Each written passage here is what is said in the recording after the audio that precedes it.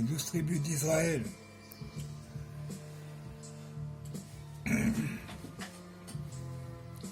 Ah, ça y est, on y est. Nous y voilà. Les 12 tribus d'Israël. Donc le titre c'est où sont les tribus perdues d'Israël? Où sont les 12 tribus perdues d'Israël? À savoir perdues de vue. Perdues de vue, ça fait un moment, tu sais pas où est-ce qu'elles sont, qui sont, tu sais pas. Tu sais pas, tout simplement. Alors, apparemment, c'est pas les mecs qui se disent d'Israël actuellement là qui risquent de nous dire où est-ce qu'ils sont. Ah bah non, ils sont trop occupés là, tu vois bien. Ah ouais, ils sont dans un petit jeu de guéguerre. Donc pendant qu'ils sont dans leur petit jeu de guéguerre, comme des gamins, bah nous on va éclaircir l'affaire quoi. Bah, ouais. Bah oui, logique, puisque ceux qui viennent vraiment d'Israël, ça y est, c'est prouvé. Bon bah on fait une logique de l'ancien temps, t'as bien vu tout le traçage ADN, c'est ancien, ah c'est plus ancien que les mecs qui se disent que, qui disent d'eux, je viens d'eux, ouais bah on va vérifier ça, voilà, parce que bon, hormis qui avait la place avant, chacun son tour, un coup c'est la traite pardon, un coup c'est les musulmans, les fils des Perses, un coup c'est les Palestiniens, là, Philistins, donc les Philistins. Ensuite un coup c'est les comment dit-on, les fils des Grecs et des Romains. Puis en un coup c'est les Turcs. Bon, on va rectifier les choses. Le royaume il n'était pas à eux, il était à David, on te dit. Bon, David c'est Benjamin, sa tribu c'est Benjamin. Sa tribu à David c'est il est attaché à Juda par rapport à l'alliance. Ah ouais, donc il est droit à ça, tu vois, tout ça. Quand même dans l'héritage, qu'on sache, tu vois, en tant que bon garçon méritant avec sa tribu, il puisse savoir où est-ce qu'il vient. Bah oui. Lui il saura, les autres vous saurez que bon vous avez été adopté mais vous avez été rejeté. Parce qu'à un moment donné vos pères ils ont compris, tu vois, ils avaient une chance d'avoir part à l'alliance, mais voulant absolument jouer les mecs, on est les premiers, bon ben voilà, au final vous finissez dernier et vous êtes rejeté. Ben on va voir ça ensemble. Oh, rapide. Rapide. On explique. On explique, en rapide. Ouais, vous avez dit, je vous ai déjà dit, je n'ai pas le temps avec vos simagrées. Beaucoup trop de mensonges ont été dits sur le peuple d'Israël, de nombreux actes ont été perpétués afin que le peuple élu se perde et ne retrouve plus le chemin de la vie. Donc maintenant, je vais faire le ménage sur ce sujet afin d'éclaircir le chemin du retour des enfants nés du peuple d'Israël, le peuple de vos pères, enfants de l'Éternel. Donc, vous avez vu les Palestiniens? Ce sont les enfants des Philistins, tu vois, juste de nom, pas du tout début, juste de nom actuellement, quoi, tu vois, avec le mélange et tout, voilà. Puis après, tu vois bien, ah bah oui, c'est encore une histoire de les fils des Perses qui ils ont prédominé sur le lieu. Bon. Les Palestiniens ne sont pas le peuple d'Israël. Les Philistins ont envahi le territoire d'Israël après notre départ. Donc ensuite, ils se sont fait remplacer, comme vous le savez, par les Turcs aujourd'hui. Ceux qui se disent d'Israël, là, soi-disant. Les Turcs ne sont pas le peuple d'Israël. Encore une fois. Les Grecs et les Romains descendants des Babyloniens non plus. Juste des fanatiques, vous n'êtes pas d'Israël. Voilà, pareil. Tu vois, la bande à Janès, tout ça là. Non. Comprenez bien que l'ancienne Jérusalem, ce n'est pas le lieu de la nouvelle Jérusalem. Tu vois, l'ancienne, la nouvelle, tu comprends ou pas? Il y a l'ancien lieu et il y a le nouveau lieu.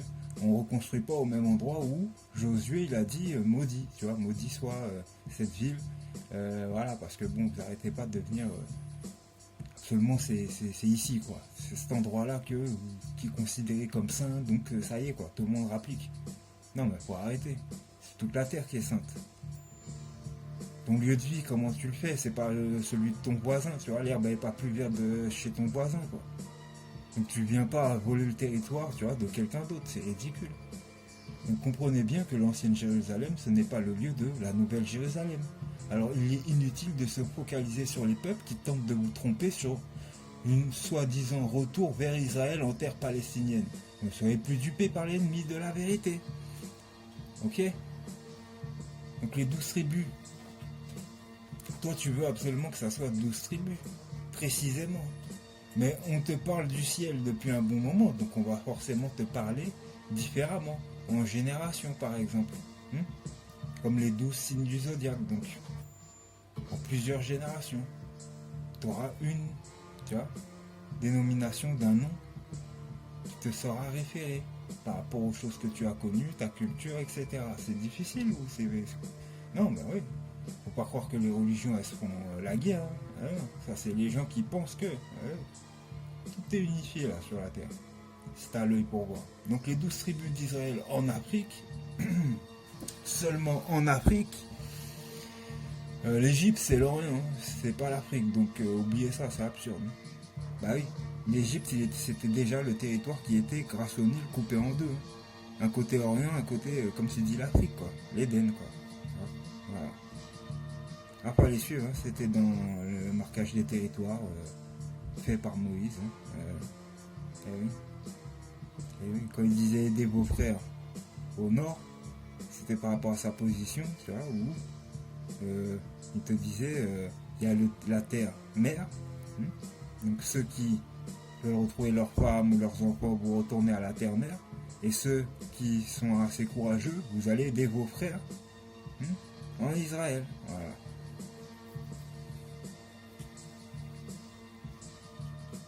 Donc, Afrique, seulement Afrique, non. Tu verras qu'il y a eu en partie. Il y a eu en partie. Tu le sais quand tu vois les Dogons. Tu as vu les Dogons. Ben voilà. Les Dogons, ils t'ont expliqué le ciel. Ben voilà. L'Égypte, ils t'ont expliqué le ciel pareil. Ben voilà. Ils étaient en alliance. Voilà. Ancienne alliance. Voilà, c'est ce que tu vas voir là. La schématique des peuples d'Israël de l'ancienne alliance. Mais bon, avant, on va examiner ce que les autres ils ont fait. Ah bah oui, on va pas tout de suite voir mon travail, on va voir déjà comment les autres y jugent. Parce que moi, j'ai pris le bouquin, j'ai lu Génération, tu vois, Genèse, bénédiction des 12 fils d'Israël, par Israël lui-même, Jacob, pour savoir qui était chacun des peuples, tu vois. Ah bah oui, je me suis pas juste tu vois, appuyé sur moi-même, ça serait ridicule. La Bible, c'est un livre d'histoire. Tu veux pas comprendre ça? Ça a été modifié, tu vois, ça a été tronqué, changé. Certes, tu vois, il y a eu des livres qui ont été rajoutés pour l'Ancien Testament, certes. Mais ça reste un livre d'histoire. Après, tu vois, que l'ennemi les joue dedans ou pas, c'est à toi d'être intelligent. À avoir de la sagesse pour bien voir les choses et les interpréter telles qu'elles devraient être. Donc, l'image ci-dessous, là, c'est un oui maintenant quoi. Ce sont les fils de Judas qui ont fait ça, il te dit aux arrêts, bah je comprends votre empressement à vouloir rectifier la vérité, mais vous vous trompez quand vous lisez le livre et tentez de remettre à jour à partir des informations d'aujourd'hui, tu vois. Aujourd'hui, non, tu oublies ton esprit d'aujourd'hui, il faut le voir comme hier, comme dans l'œil de celui qui te le raconte quoi. Et là tu comprendras un peu mieux, mais il faut t'accrocher à l'histoire. Donc vous vous en mêlez les pinceaux. Le livre date de 2000 ans en arrière. Certains peuples que vous citez n'étaient même pas nés. Tu vois la logique. Voilà. Dès que tu sais ça, tu sais que bon, il y en a plein, ils sautent. D'autres caribéennes, Commonwealth, ça saute. Le nom même haïtien, tu vois. Bon. Tu vois, là, je l'ai barré à cause du nom. Normalement, on était sur Saint-Domingue, on était même sur un autre nom. La région, elle s'appelait Canaan. Il y a la montagne de... quelle montagne déjà qu'il y a? Mont Zion là-bas, je crois, c'est ça? Bon, ben voilà. C'était une région de Canaan, mais dans les îles. C'est pour ça que je te dis, j'ai barré, mais j'ai presque envie de leur donner vrai, tu vois. Au moins sur les villes. Là, ils se sont pas trompés. Parce que quand tu vois qu'il y a plein de chanteurs qui sortent de là-bas, là, c'est dans le sang. Hein. Ouais. Sinon, Siméon, dominicain. Bah, j'ai mis non. Hein. Zabulon, pareil. Hein. Central America, mais non. Dominicain, mais non, c'est trop récent. Tu vois. Portoricain, c'est trop récent pour Ephraim. Manassé, cubain. Au hasard, je dirais, t'as mis au hasard, là, en fait, tu vois. Ah bah oui, tu sais que c'est un fils de Joseph, hein, Ephraim Manassé. Là, tu mets portoricain, cubain, ouais, t'étais tenté, quoi. Ouais, ouais, je comprends. Mais c'était spirituel, tu vois. Pas de sang direct, là. Là, tu vois, pour les fils de Joseph, c'est spirituel. T'as bien vu l'emplacement, hein, c'était en Égypte et en Israël, hein, t'entendais parler d'eux. Bon. Donc ça date. Regarde.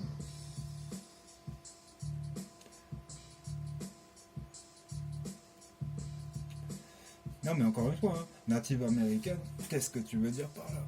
Que veux-tu dire par là? Robin, Seminole Indian. Ouais mais non.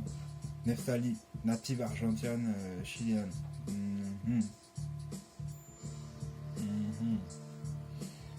Tu m'en diras, attends. HR, native colombienne, tout. Uruguayenne. Mais comment t'as fait pour deviner? Non, mais t'as faux. Mais comment t'as fait pour deviner c'est sur quoi tu t'appuies en fait? C'est ça que je veux dire. Désolé, c'est trompeur hein, dans ma bouche. Hein, tu t'es trompé, garçon. Isaacar, mexicain.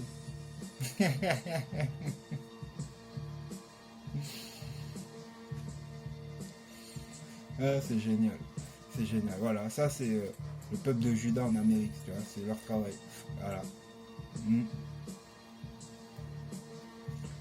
Là, je pourrais pas te dire quelle association, j'ai oublié de marquer, j'ai juste vu leur tape sur comment ça s'appelle, Pinterest. Ouais, bon, voilà. Bon, on passe. Parce que là, ça a été fait sans référence. Hein. Ben, ils sont où les autres peuples? Tu vois, bon, que je zappe.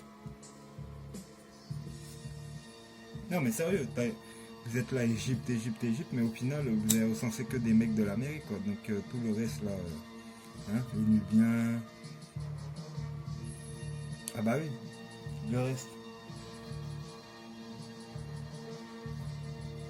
T'as oublié. Attends, tu t'es dit, je passe. On est tous partis. Et on a laissé personne. Il n'y a personne qui a été oublié. Non mais je veux dire, on a évolué avec des peuples, forcément sur la terre d'Afrique, il y en a. Hein. En Éden. Ah bah oui, on a dit, il doit y avoir un reste. Parce qu'on t'a dit c'est éparpillé. Quand t'écoutes Dieu, tu vois, dans le bouquin, il te dit. Hein. Il te dit, il y en a en Égypte, il y en a... Hein. Ah bah oui, il te dit en Égypte, il te dit il y en a en Libye, il te dit il y en a éparpillés dans les îles, aux quatre coins de la planète. Waouh. Je vois pas les quatre coins de la planète là. Ah c'est mignon. Vous aurez tenté. Bon, on passe.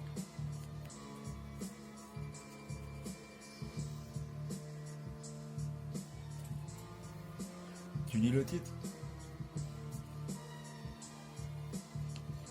Ah, ça va devenir terrible. Hein.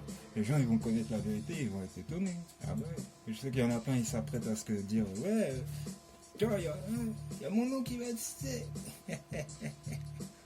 Pas sûr. Non mais dans le sens où, tu vois, par exemple tribu de Dan. Dans la vallée, la Dana, la machin, ouais, t'as envie de le dire, hein, mais non, par exemple, non. Voilà, direct, tu vois. Mauvaise réponse. Oh, je suis désolé, hein, je le dis direct, je casse l'ambiance. Hein. Ouais. Ah bah oui, les relations elles étaient pas pareilles, hein, t'as pas vu? T'as pas vu, tu te rappelles pas? Quand on était sur le bateau là. Et chacun dans son bateau, son navire. Puis toi là avec ton groupe tu passais, hein, habillé en mode viking, tout ça et tout là, avec les casques, les machins qui brillent et tout. Puis il y avait nous, tu vois, avec notre toche là, toute blanche là, tu vois. Puis nos bijoux en or, et puis on faisait les beaux comme vous. On passait, on disait rien, tu vois, mais on tapait la pause. Ça rappelle ou pas? Ah, on n'était pas en alliance, hein. Jusqu'à ce qu'il y ait la coalition, tout ça là, tu vois. Bah, ouais. Ça allait vite, hein. On n'a pas eu le temps d'assimiler les langages des peuples hein, pour pouvoir avoir une communication directe. C'était, comment dit-on, voilà, c'était, on se battait direct quoi, en gros, c'est ça. Bon, on a vu le truc venir, on s'est dit non. Il y a au moins 10 nations là, tu vois, contre une, c'est quoi le bordel? Ah bah ouais, c'est là où on s'est barré. C'est là où on a dit non, on n'est plus avec vous. Vous voulez que c'était le premier plan métissage, tout ça? Non, on n'est plus là, salut. Ouais, j'en avais marre de reconstruire aussi. Je reconstruis au même endroit et puis à chaque fois c'est détruit par une bande d'enfants mal élevés. Donc bref, on continue. Promesse et avertissement de l'Éternel au peuple d'Israël. Ça rappelle ou pas? Ah mais c'est les concernés là hein, qu'on parle. Hein. C'est ceux qui vont être concernés. Je pense qu'ils vont se sentir enclins à vouloir écouter et lire le reste. Hein. Sinon les autres, ah bah oui, si t'es pas concerné, tu peux être concerné. Tu vois au futur. Eh oui.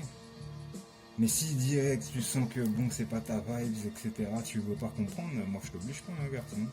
Ah bah ouais, hein, tu veux taper des commentaires négatifs ou je sais pas quoi, je vais pas rien. Moi je suis là, je donne et puis après, je me barre, tu vois. Dans le sens, je donne ce qu'il y a à donner de l'enseignement. Et après s'il faut reprocher en direct, il y aura à reprocher en direct, hein, t'inquiète. Là, trop de bordel là. Donc on disait Deutéronome 7, rappelle-toi, hein, lorsque l'Éternel ton Dieu t'aura fait entrer dans le pays dont tu vas prendre possession, tu vois, ça inclut que tu es en Deutéronome, que ça y est, tu vois, Moïse il a fait sortir son peuple, tu vois, Exode, ouais, là il l'emmène.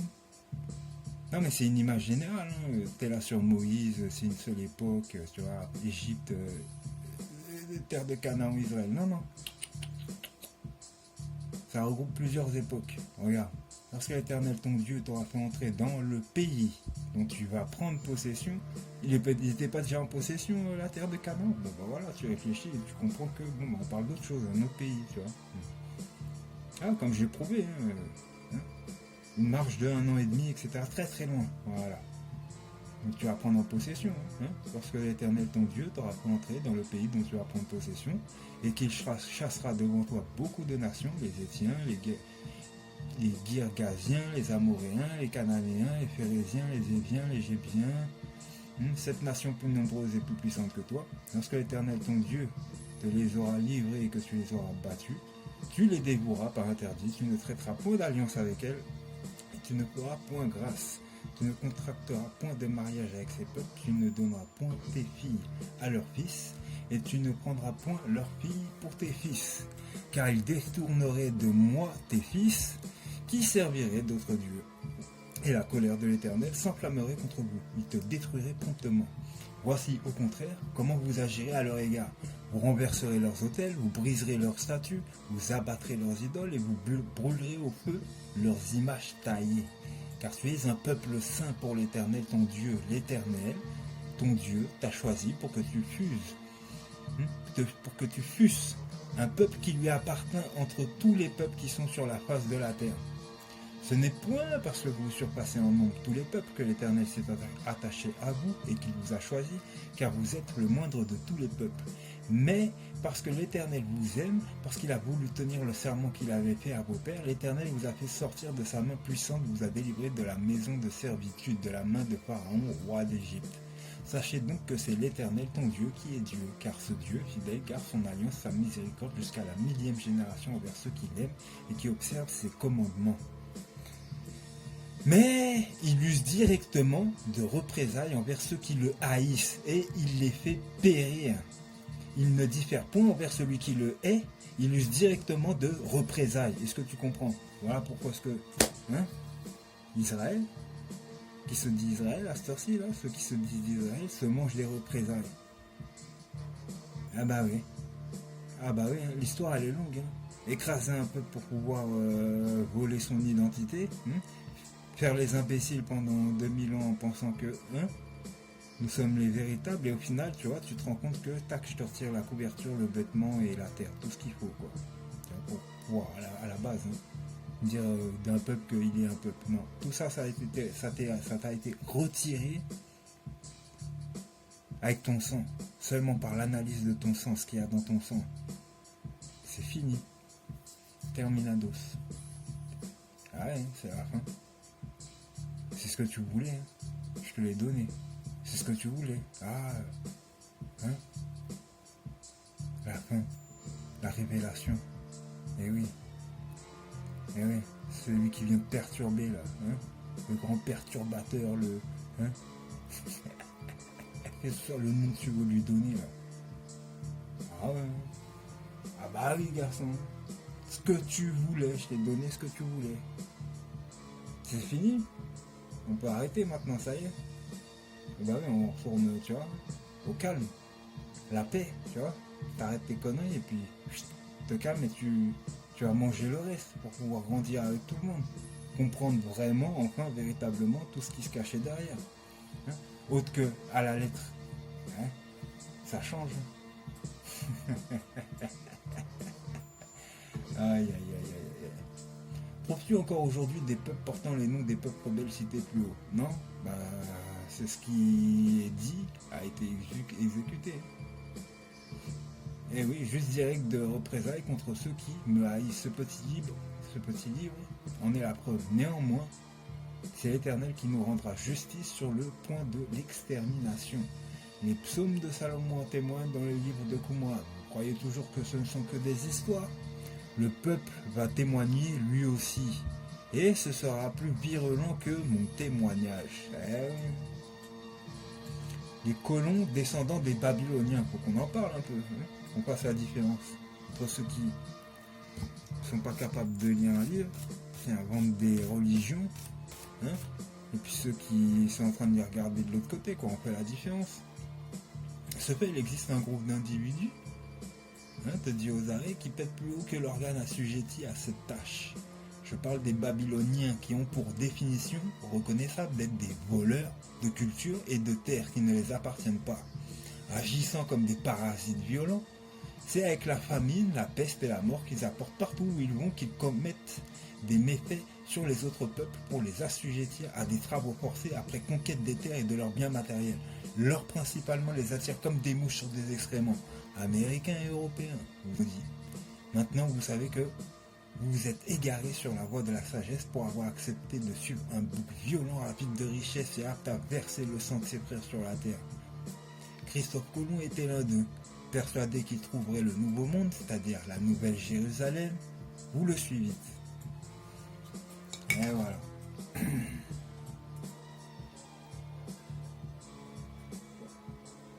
Regarde les images, allez, fais-toi plaisir.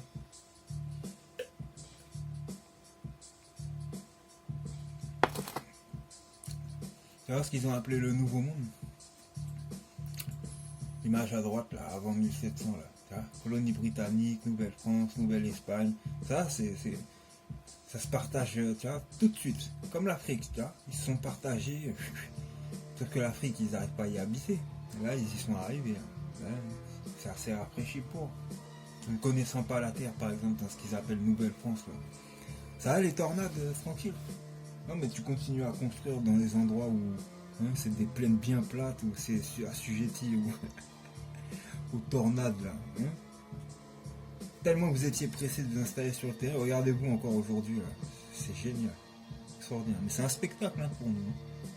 Ah bah de voir comment vous êtes incapable de, tu vois, de composer avec la nature. Des accidents tout le temps, et puis vos maisons qui sont détruites. C'est un scénario de film catastrophe. Ah, c'est impressionnant. Impressionnant. Ah, c'est impressionnant. Ça, il n'y a pas d'autres mots. Hein. Après, les mots, ils sont beaucoup plus vulgaires, tu vois. Dans le sens, vous êtes bête, quoi. Ouais. Non, bah, franchement. franchement, je vous conseille de rentrer en Europe, c'est mieux. Ah, c'est mieux. Ah, je te le dis, c'est mieux. Il n'y a pas tout ça. Ah, donc bref.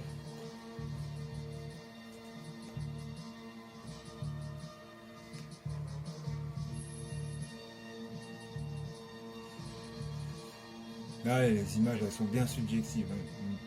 Avec quoi vous êtes venu, avec des fouets, des... Ah, ouais. Donc pour sa part, on va parler des pères pèlerins. Là.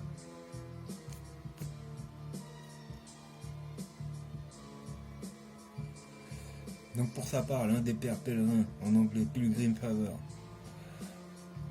Pilgrim Father, c'est calviniste anglais, puritain, séparé de l'église anglicane, qui fondait en 1620 la colonie de Plymouth en Nouvelle-Angleterre, a même laissé ce témoignage éloquent. Dieu a voulu qu'une peste emportât la plupart des sauvages pour nous faire place. Voilà ce que les mecs ils ont dit. Les colons estimèrent bien rapidement que le territoire sur lequel ils s'étaient installés leur avait été assigné par la Providence elle-même et qu'il n'y avait guère de place pour ces sauvages. Le qualificatif qui revient souvent, c'est poor creature. Tu vois, ça, ils aiment hein, dire ça, hein, qu'on est pauvre. Alors ça, ils ne manquent jamais de le dire. Après avoir dépouillé, volé, tu vois, enfermé les trésors, tu vois. Après, regarde ce que ça dit, quoi. Pauvre créature. Hein? C'est grâce à nous si vous avez le RSA. Depuis le début, tu vois, ils sont comme ça. Ça change ou pas? Est-ce que ça a changé?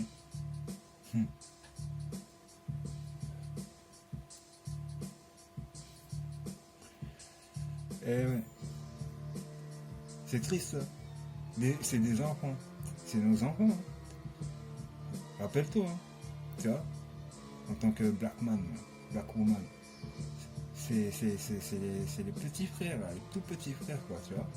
La dernière génération. Eh ouais. C'est eux qui jouent au papa et à la maman maintenant. Eh ouais. Il est où le respect?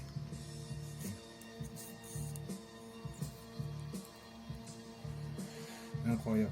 C'est étonnant hein, de voir qu'on leur a tout donné, t'as vu, puis regarde comment ils se comportent encore aujourd'hui, quoi. Aucun respect, ça ne nous respecte pas, quoi. Mais respectez-nous, les mecs. On vous a vu grandir, mais c'est incroyable.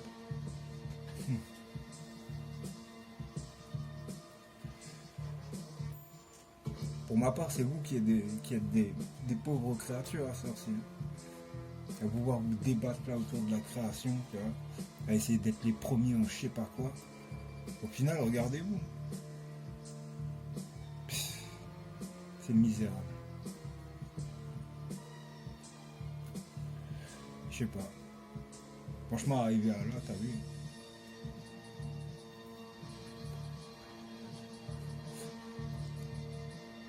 Ah, je réfléchis, hein, je me dis, est-ce que ça vaut vraiment le coup, tu vois, de sauver qui que ce soit, en fait, dans toute cette affaire. Est-ce que les gens, ils auront l'oreille au moins pour écouter, pour entendre, parce que bon, c'est désespérant. Ça lit plus de bouquins. Vous lisez plus de livres. Ça lit plus de bouquins.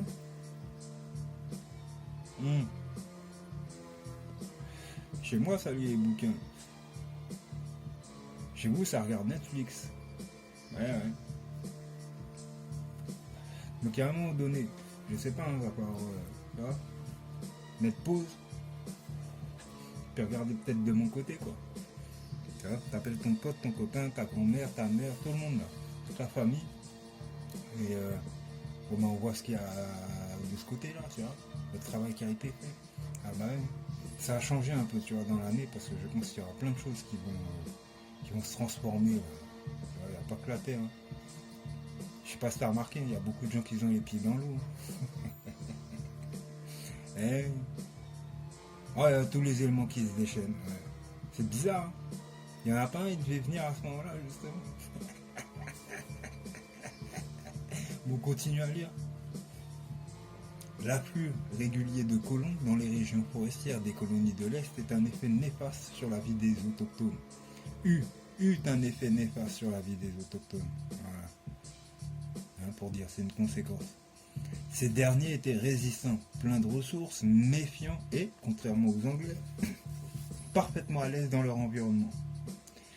Les autochtones comprendront vite que les serments les plus solennels seraient violés, aussitôt que les intérêts des Blancs entraient en conflit avec leurs promesses, que les Européens seraient impitoyables et sans scrupules à la guerre, que les armes indiennes ne seraient d'aucune utilité face aux armes européennes. Lors de la guerre de l'indépendance, les Amérindiens allaient être provisoirement récupérés par les Britanniques. Écoute bien, en effet, beaucoup d'autochtones ainsi que des milliers de Noirs se rangèrent avec les loyalistes aux côtés des soldats britanniques. Bon, ça te rappelle rien? Ouais, les mosquitos quoi. Encore une fois, tu vois, c'est alliance avec nous dans le style vous nous aidez à la guerre quoi, mais c'est que ça, tu vois, quand on te place au front quoi, c'est en premier. Ah, il était noir, donc d'abord toi, ensuite les nôtres quoi. Ouais. Tu vois, c'est soit ça ou soit sale nègre esclave. Voilà, c'était ça. Bon, ok. Aujourd'hui c'est un peu pareil, mais plus sournois. Hein. T'as remarqué? Bon ben il serait temps de te réveiller. Tu dis non. Faut que tu dégages. Faut que tu sortes de là quoi. Ah bah oui. Si tu laisses des gens, tu vois, que t'aimes pas guider ton peuple, tu vois, c'est que t'as rien compris. L'entreprise d'éviction de génocide. Avec la disparition progressive du gibier, les tribus amérindiennes furent confrontées à un choix difficile. Ou bien elles mouraient de faim, ou bien elles partaient en guerre, ou bien elles quittaient leurs territoires ancestraux pour aller vers l'ouest, où elles entreraient en conflit avec d'autres tribus. Incapables de réduire les autochtones en esclavage ou de vivre en bonne entente avec eux, les Britanniques décidèrent rapidement de les exterminer. Une fois les Britanniques évacués, par vengeance et par cupidité, les Américains allaient poursuivre leurs œuvres d'éviction des autochtones jusqu'à leur quasi-génocide. En 1835, Alex de Tocqueville, 1805-1859, décrivait ainsi dans De la démocratie en Amérique, le nom de son livre, là, ou je sais pas son truc, la situation des Indiens aux États-Unis. Il y a marqué: les Espagnols, à l'aide de monstruosités sans exemple, en se couvrant d'une honte ineffacable, n'ont pu parvenir à exterminer la race indienne. Les Américains des États-Unis ont atteint ce résultat avec une merveilleuse facilité, tranquillement, légalement, philanthropiquement, sans violer un seul des grands principes de la morale aux yeux du monde. On ne saurait détruire les hommes en respectant mieux les lois de l'humanité. Fin de la citation. Fais monter la pression, fais. Les survivants des différents peuples amérindiens furent intégrés au système des réserves, géré par le Bureau des Affaires indiennes. C'est entre parenthèses, hein, réserve. Hein. Tu vas voir de quoi il s'agit. Bureau of Indian Affairs, tu vois. Qui, et en 1824, fut mis sous la responsabilité du ministre de la Guerre, le War Department. Les déportations systématiques des Indiens commencèrent dès 1806. C'est sous la présidence Andrew Jackson, 1829-1837, que le Congrès des États-Unis autorisa officiellement ces déportations par l'adoption, le 28 mai 1830, de l'Indian Removal Act, entre parenthèses, loi sur le déplacement indien, fermez la parenthèse. Notons l'usage du mot removal, entre parenthèses, déplacement, fermez la parenthèse, au lieu de déportation, hein, deportation, voilà. Donc quand eux ils te disent les déportations systématiques des Indiens commencèrent dès 1806, c'est dans le même exercice d'extermination des Indiens. Tu vois, de les faire chasser de leurs terres. Ne pouvant, tu vois, on te le disait plus haut, ne pouvant, comment dit-on, vivre en bonne entente avec eux. Hein? Et comme ils se sentaient incapables de pouvoir les réduire en grand nombre, ben ils ont décidé de t'attaquer esclavage. Voilà, et puis on te revend, te déporte, tu vois, on te fait sortir de l'Amérique, tu comprends? Voilà, on te fait sortir de l'Amérique. Ils les ont fait sortir de l'Amérique en les plaçant où? Ben, t'as vu, je t'ai montré, hein, dans les îles, et se mélanger exactement en Afrique. C'est quand ça, elle vient de là la rumeur. Les Africains ont esclavagisé d'autres Africains. Ça y est, je te l'ai trouvé la rumeur, tu comprends? Elle est là. Parce qu'on le sait, c'est sur les mêmes trajets où ils ont pris quelques Africains, ils ont aussi envoyé dans le sens inverse des Indiens. Bah oui, il y a des reportages, il y a des gens, ils s'en souviennent, hein, ils ont parlé, hein, ils ont témoigné. Bon bah voilà. Voilà, moi j'ai vu, à toi, hein, de voir si t'es concerné, bah parle. Parce que là, c'est grave. Je l'ai prouvé, hein, par l'ADN, tu vois, il y a des gens autour de moi, ils ont fait le test, ils ont prouvé le truc. Hein. Autant en Amérique que dans les îles, que tu vois, vous n'avez pas tout exterminé, on est là, mélangé. Il y a un reportage africain qui a témoigné, tu vois, non mais il y a les historiens, ils témoignent, ils ont vu, ils savent, hein, voilà. Donc on va examiner les îles en question. Pour ceux qui ne savaient pas, toutes les îles de la Caraïbe, avant la colonisation, étaient déjà peuplées des Miens, c'est-à-dire Arawak, Taïnos, Caraïbes. La famille s'étend avec les Antillais, Cubains, Haïtiens, Portoricains, Dominicains qui ont des origines Taïnos aussi et Arawak.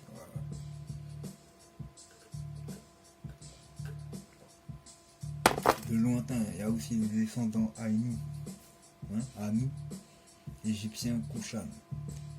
C'est notre langue de base qui trahit les mensonges des occidentaux, car la base du créole, c'est la langue taïnos, parlée, tu vois, dans les langues autochtones du pays même, tu vois, en Amérique. C'est notre langue de base. Voilà. Car la base du créole, c'est la langue taïnos. Tu vois ça aussi avec les Réunionnais, aussi loin qu'ils puissent être. Ils ont une base de langage qui reste, tu vois, quand ils disent miaou, le mi là, en question, là, direct taïnos, voilà. Pouvoir dire je, tu vois, où je suis, quoi. Voilà. C'est pas du Kikongo. Donc même s'il y en a qui a été introduit, c'est pas la base de la langue. C'est pas la base de la langue, et puis ça prouve encore mieux, tu vois, que on était déjà là, donc ça sert à rien d'essayer de se débattre pour pouvoir nous refoutre en Afrique. C'est pas là de là d'où on était là dernièrement. Là. Donc, ceux qui se sentent africains retournent en Afrique. Hein. Ça va pas nous aider. Ah bah non, dans l'histoire de réparation. Hein, la réparation, elle commence déjà avec la vérité. Et après, ensuite, on sait qui est coupable d'eux et qui on doit réparer qui. Bon. Alors remettez votre esprit en place afin de comprendre que la traite esclavagiste transatlantique s'est faite dans l'autre sens, à l'envers. Tu regardes les îles, hein, ouais, il y en a plein. Et quand tu arrives sur Ghana, Brésil, tu trouves au Brésil ça, là, tu vois. Un témoignage, si on peut dire visuel, de ce qui s'est passé avant. Entre le Ghana et le Brésil, t'as jamais entendu parler? Ouais, c'est un peu lié parce que il y a du peuple de l'un et l'autre là-bas, quoi. Ouais. Rappelle-toi, hein, pouvoir mélanger les gens. Donc l'ancien, l'ancêtre, il dit quoi? Ancien, pardon. Ainsi, ainsi vous comprendrez mieux que seul le Ghana était le spectacle de la venue d'étrangers sur les terres vendues comme esclaves et appelés indiens. Ceux-ci étaient vendus aux Occidentaux mais aussi aux Africains. Du moins pour les pays complices au nord de l'Afrique. Je parle de ceux qui ont toujours pratiqué cela sur les hommes noirs de n'importe quel endroit de l'Afrique noire. Alias les fils des Perses, Marocains, les envahisseurs de territoire d'Égypte, les fils des Perses et des Arabes. Les Kabyles, descendants du peuple Ouled Naï, étaient là avant eux. Ils se sont fait chasser du territoire de l'Égypte il y a longtemps depuis. Ne dites-vous pas, divisé pour me régner, le seul témoignage de Christophe Colomb suffit à comprendre votre esprit d'asservisseur envers les peuples trouvés pacifiques en leur manière de vivre. Mon peuple ne pratiquant pas la guerre, il n'avait aucune connaissance des armes. Là, je te parle sur les îles. Aucune connaissance des armes en fer. C'est ça le truc. Oui, on avait des lances, on avait des trucs. On avait des lances, on avait des haches, on avait. Mais sur la grande terre, en ce qui concerne sur les îles, c'était autre chose. C'était pour la pêche, c'était pour la chasse. C'était ça les armes. C'était pas pour autre chose que pour ça. On t'a expliqué comment ça marchait nos sociétés. Bah, tous les hommes ils partaient à la chasse, à la pêche, etc. Pendant que les femmes et les anciens, tu vois, ils restaient au village avec les enfants. Bon bah voilà, c'est une vie cool, tranquille. Il n'y avait pas d'histoire de, tu vois, faire des grosses armes en fer et puis tout le monde a ça et puis c'est pourquoi faire ça. Pour dominer, trancher des gens, tu vois, et ouais, t'as un autre esprit quand t'as ça dans la main. Donc ne dites-vous pas diviser pour mieux régner. Le seul témoignage de Christophe Colomb suffit à comprendre votre esprit d'asservisseur envers les peuples trouvés pacifiques et leur manière de vivre. Ah bon, j'ai déjà lu ça. L'usurpation d'identité, sa déformation originelle et leur démarche habituelle. Vous avez cru pouvoir berner le Fils de l'Éternel en vous mélangeant au peuple autochtone. Quelle ignominie. Le pire, c'est vos religions sectaires que vous créez pour mieux tromper. Parce qu'il faut tenir le peuple occupé. Hein. Ah bah oui. En attendant que la punition. Donc vous faites quoi? Vous faites des sectes, vous faites des groupes. Là ça va aller vite. Hein. Je me suis pas fait chier. Hein. J'ai trouvé un petit article là, t'as vu, il y a le nom. Donc ça va pas dire c'est moi qui ai posté ça, mais c'est un peu comme si c'est tout le monde qui... C'est un peu comme si c'est tout le monde qui témoignait. Regarde, les Illuminati, 1776, en Bavière, sud-est de l'Allemagne. Adam Weishaupt, un ancien jésuite, s'appuie sur le modèle de la franc-maçonnerie pour fonder un nouvel ordre du monde. Son club d'éclairés, entre parenthèses Illuminati en latin, regroupe des intellectuels. Ils mettent en place des rituels et symboles comme la célèbre pyramide et œil de la Providence. En 1787, le prince de Bavière interdit et dissout le groupe qu'il juge subversif. Et c'est justement quand le groupe disparaît que la légende commence. À partir de ce moment, il n'y a plus de faits avérés, uniquement des secrets. Bon. On comprend que oui, un groupe qui commençait à triper ensemble, cherche à le dissoudre, ils vont se ressoudre ailleurs. Quoi. Bon, voilà. Puis les secrets commencent à apparaître. Et oui. Donc ça agit, mais dans Soum Soum, quoi, dans l'ombre. Quoi. Voilà, mais c'est un petit groupe de rien du tout. Hein. Tu vois, t'entends Tupac, tout ça qui se focalise dessus, c'est un nom. Un nom pour pouvoir viser autre chose. Hein. Tu vois, ça peut cacher autre chose. Voilà, pas ce groupe-là en question, autre chose. Comme la franc-maçonnerie en elle-même, par exemple. Voilà. Qui peut se cacher aussi derrière ça pour accuser un groupe inexistant. Ah bah c'est ça que ça sert aussi, hein, des fois, tu vois. Eh oui. Pourquoi les dévoiler quand on peut accuser directement un petit groupe et puis vous lyncher ce petit-là, tu vois, alors qu'en fait ils sont rien du tout aujourd'hui, quoi. Tu vises du vent. Ouais, moi j'aurais fait ça aussi. Ouais. Ah bah quitte à être vicieux dans l'esprit, tu te dis c'est ça qu'ils ont dû choisir. Donc bref, le mormonisme, 1830. Aussi connue sous le nom synthétique de l'Église de Jésus-Christ des Saints des Derniers Jours, elle a été fondée en 1830 par Joseph Smith. Ce dernier aurait reçu une révélation divine, d'abord d'un ange, puis par un livre gravé sur des tablettes d'or.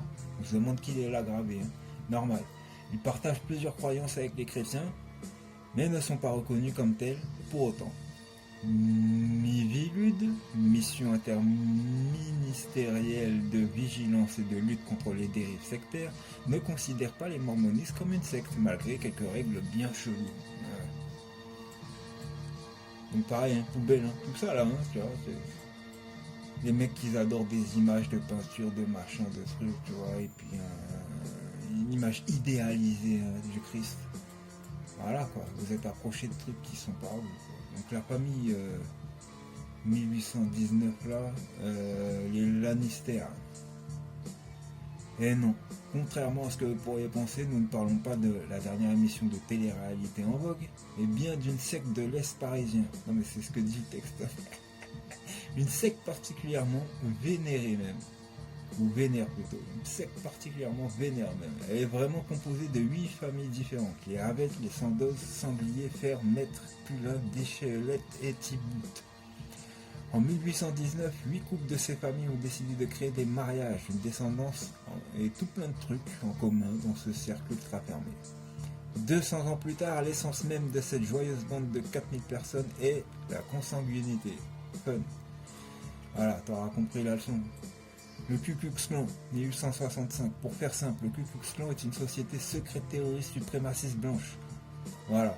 Des chic types, hein, n'est-ce pas? Leur nom pourrait signifier cercle de lumière, tu vois, de Kuklos signifiant cercle en grec, et lux, lumière en latin. Certes, cercle de pas du tout la lumière à tous les étages en fait, ouais. Donc voilà, Ku Klux Klan bien connu. Hein. Bon, c'est des ignorants qui savent pas d'où ils viennent, qui connaissent pas leurs relations nègres. Ils savent pas qu'il y a, hein, qu'à la base, voilà, ils descendent de toute la famille, quoi. Donc ça sert à rien de les haïr. Oh, mais ça va venir, avec la connaissance. Un jour peut-être, tu vois. Les enfants, les vieillards, là, tout ça, là. Ceux qui sont blancs, je sais pas, hein, je crois que ça va périr avec. Hein. À moins qu'une lumière pointe et que... et priez pour eux. Ah bah c'est des pécheurs, hein. Non, je plaisante. Je prie rien du tout, mon gars. Pourquoi tu veux prier pour eux?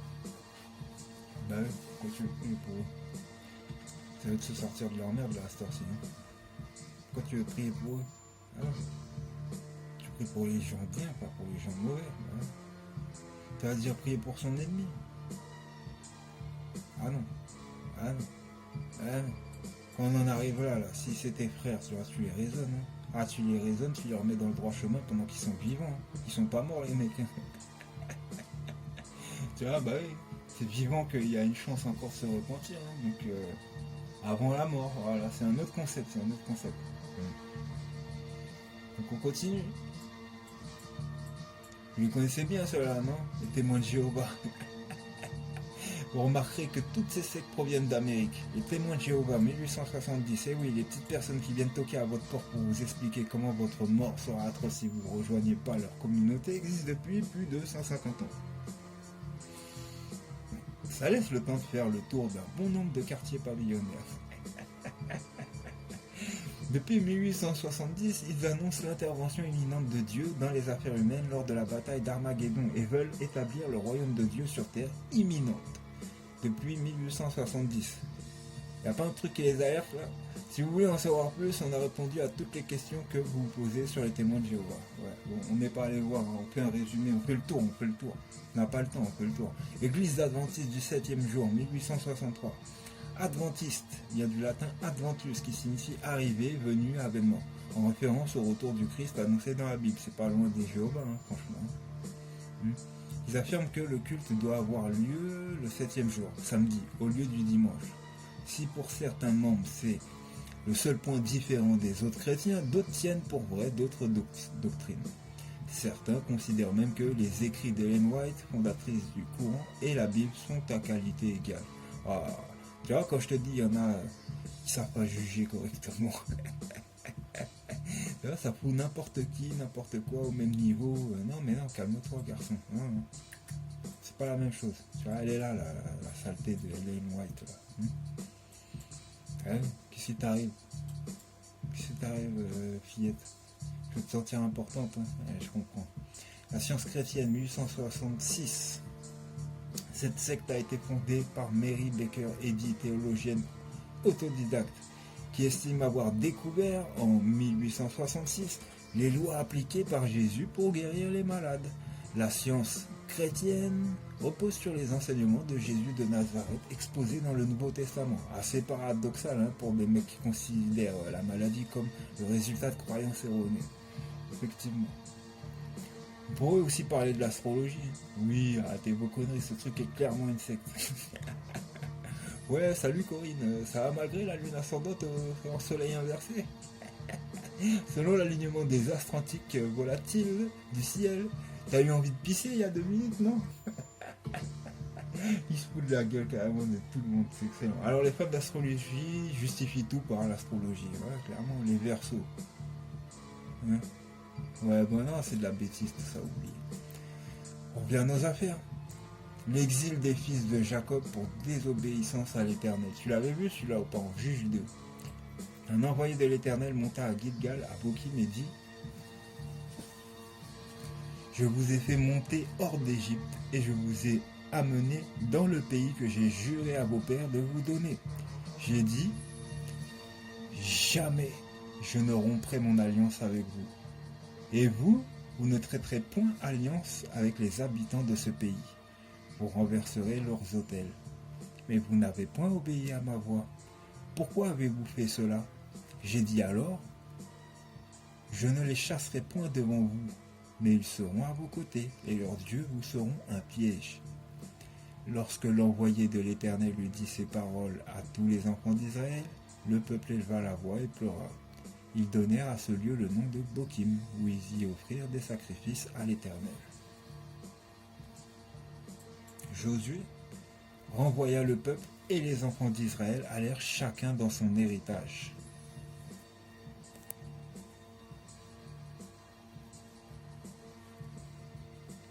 Josué renvoya le peuple, et les enfants d'Israël allèrent chacun dans son héritage pour prendre possession du pays. Le peuple servit l'Éternel pendant toute la vie de Josué, et pendant toute la vie des anciens qui survécurent à Josué, et qui avaient vu toutes les grandes choses que l'Éternel avait faites en faveur d'Israël. Josué, fils de Nun, serviteur de l'Éternel, mourut âgé de 110 ans. On l'ensevelit dans le territoire qu'il avait eu en partage à Timnath-Hérès, dans la montagne d'Éphraïm, au nord de la montagne de Gaash. Toute cette génération fut recueillie auprès de ses pères, et il s'éleva auprès d'elle une autre génération qui ne connaissait point l'Éternel, ni ce qu'il avait fait en faveur d'Israël. Ça te rappelle rien? C'est comme vous, aujourd'hui. Personne ne s'en rappelle, personne ne se rappelle des produits, des prodiges, des grands miracles qui ont été faits. Si vous faites des reportages dessus, vous imaginez en 3D, tout ça et tout, c'est que vous vous en souvenez plus. La vérité, elle est loin de vous. Donc vous êtes au même point. Une génération qui ne connaît point l'Éternel, ni de ce qu'il avait fait en faveur d'Israël. Donc les enfants d'Israël firent alors ce qui déplaît à l'Éternel, et ils servirent les Baals. Les mauvais dieux, quoi. Ils abandonnèrent l'Éternel, le Dieu de leur père, qui les avait fait sortir du pays d'Égypte, et ils allèrent auprès d'autres dieux d'entre les dieux des peuples qui les entouraient. Ils se prosternèrent devant eux, et ils irritèrent l'Éternel. Ils abandonnèrent l'Éternel, et ils servirent Baal et les Astartés. La colère de l'Éternel s'enflamma contre Israël. Il les livra entre les mains des pillards qui les pillèrent. Il les vendit entre les mains de leurs ennemis d'alentour, et ils ne purent plus résister à leurs ennemis. Partout où ils allaient, la main de l'Éternel était contre eux pour leur faire du mal, comme l'Éternel l'avait dit, comme l'Éternel le leur avait juré. Ils furent ainsi dans une grande détresse. L'Éternel suscita des juges afin qu'ils les délivrassent de la main de ceux qui les pillaient. Mais ils n'écoutèrent pas même leurs juges, car ils se prostituèrent à d'autres dieux, ils se prosternèrent devant eux. Ils se détournèrent promptement de la voie qu'avait suivi leur père, et ils n'obéirent point, comme eux, au commandement de l'Éternel. Tu comprends jusque-là? C'est beaucoup de rébellion. Voilà. Lorsque l'Éternel leur suscitait des juges, l'Éternel était avec le juge, et il les délivrait de la main de leur ennemi pendant toute la vie du juge. Car l'Éternel avait pitié de leurs gémissements contre ceux qui les opprimaient et les tourmentaient. Mais à la mort du juge, ils se corrompaient de nouveau plus que leur père, en allant auprès d'autres dieux pour les servir et se prosterner devant eux. Ils se prosternaient, et ils persévéraient dans la même conduite et le même endurcissement. Alors, la colère de l'Éternel s'enflamma contre Israël, et il dit: puisque cette nation a transgressé mon alliance que j'avais prescrite à ses pères, et puisqu'ils n'ont point obéi à ma voix, je ne chasserai plus devant eux aucune des nations que Josué laissa quand il mourut. C'est ainsi que je mettrai par elle Israël à l'épreuve, pour savoir s'ils prendront garde ou non de suivre la voie de l'Éternel, comme leurs pères y ont pris garde. Et l'Éternel laissa en repos ces nations qui n'avaient pas livré entre les mains de Josué, qu'il n'avait pas livré entre les mains de Josué, et il se hâta point de les chasser.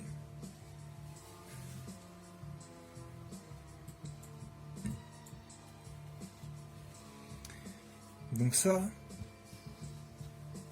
c'est le texte pour t'expliquer à un moment donné qu'est-ce qui s'est passé. Tu vois, il y a une alliance qui a été faite avec les premiers, hein, les pères.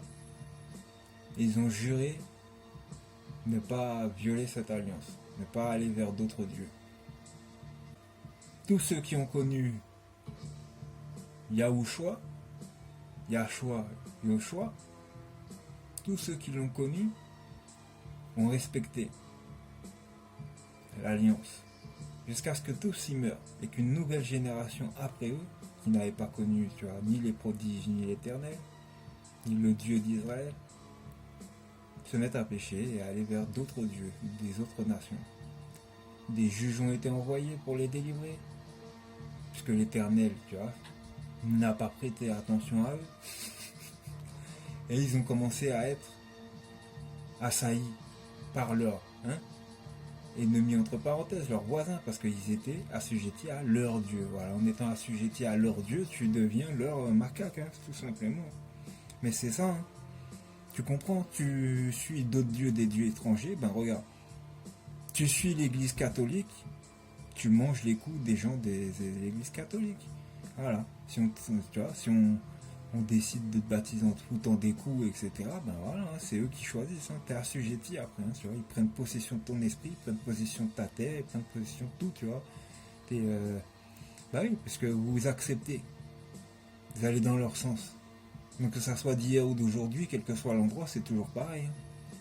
Ah bah ouais, l'infidélité, ça se paye comme ça, tu vois. C'est après, tu deviens la marionnette de l'autre. T'as pas grand chose à faire, hein, tu vois, même s'il y a marqué l'Éternel, il a fait ci, il a fait ça.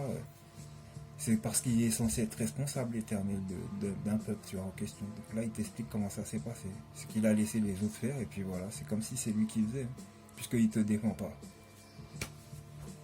Ça dépend de ton, tu vois, comment tu interprètes la chose, comme un esprit d'un enfant, ou un rebelle, ou tu vois, un adulte, ça dépend. Comment tu le lis, comment tu l'interprètes. Mais le fait, il est marqué. Hein. Rébellion, si tu vas ailleurs, tu mets-toi dans la position. Si tu te mets à servir Satan, t'étonnes pas que les mecs qui t'enseignent à te fouetter, tu vois, ou à te torturer, tu vois, avec du travail forcé, des trucs comme ça. Hein. Voilà, donc on t'a envoyé des juges, après pour te délivrer, t'écoutes pas les juges, les gens qu'on t'envoie en tant que responsable. Tu dis non, je suis bien avec mes dieux étrangers, etc. Tu vois, en fait j'aime bien ce truc-là, je connais pas ton truc. Allez hop, voilà, débrouille-toi. C'est comme ça après que ça pleure, ça pleure.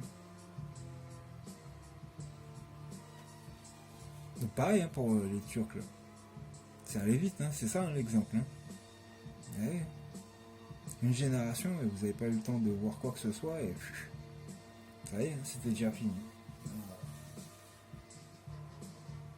Donc on en est où là jusqu'à aujourd'hui? Ça s'est repenti? Bah non, ça refait la même chose, même connerie quoi. Alors, ça se bat pour un lieu quoi. Ouais. Soi-disant sacré. Ouais. Ça fait des guerres saintes, soi-disant. Et sainte rien du tout ta guerre mon gars. C'est des guerres sales. Sale, c'est pire que ça même, c'est tout le contraire quoi, c'est malsain, guerre malsain. Ah faut changer, hein. Là ça y est, hein, c'est là. Hein. T'as dit, t'as plus de 6000 ans, je sais pas quoi, bon ben c'est à vous de changer. Vous vouliez être l'exemple. C'est pas le moment là. Ah bah il est mauvais l'exemple hein, jusque là. Hein. Comment tu veux amener la paix en faisant la guerre, quoi, abruti. Donc bref, on va voir la vérité. Les tribus d'Israël en terre amérindienne. Nouvelle Terre, tu vois, les vraies tribus disparues là, hein, lost, perdues. Et ben moi je les ai retrouvées. Hein. Hein, tu te rappelles de Dina? Parmi les 12 tribus là. Ah ouais, vous l'oubliez vite Dina. Hein. Hein, je disais les femmes vous les oubliez vite hein, là-bas, là, dans votre territoire. Là. Où que vous soyez en fait. Tout l'esprit paternel, là, patriarcal là. Hein. Vous oubliez vite. Hein. Faut arrêter ça, hein, patriarcat, matriarcat, faut arrêter ça. Il n'y a pas un qui va dominer sur l'autre, à la fin, je te le dis. Plus personne ne veut se faire dominer sur quoi que ce soit. Donc, chacun a sa place. Hein. Le modèle familial, c'est la femme, l'homme et l'enfant. Rappelez-vous, ancienne Égypte. La femme, l'homme et l'enfant. Le père, la mère et le fils. Il n'y en a pas un qui est au-dessus de l'autre. Là, non. C'est un cercle. Par rapport au modèle de l'éternité. Voilà. La réincarnation. Il faut respecter ce modèle si tu veux que tout soit équilibré jusqu'au bout. Donc, peuple insensé, quand on vous dit que les paroles de l'Éternel dans le livre sont prophétiques, vous n'y prenez pas garde et ne voyez pas les signes, parce que vous ne lisez pas correctement l'Ancien Testament, parce que vous vous accrochez à l'erreur du Nouveau Testament qui déforme la parole de l'Éternel et la rend abjecte. Regarde, Dina. En hébreu, ça veut dire juger. Elle est la fille du patriarche Jacob et de Léa dans le livre de la Genèse. Elle est connue surtout par l'épisode biblique du viol de Dina du chapitre 34, Paracha Vaishla.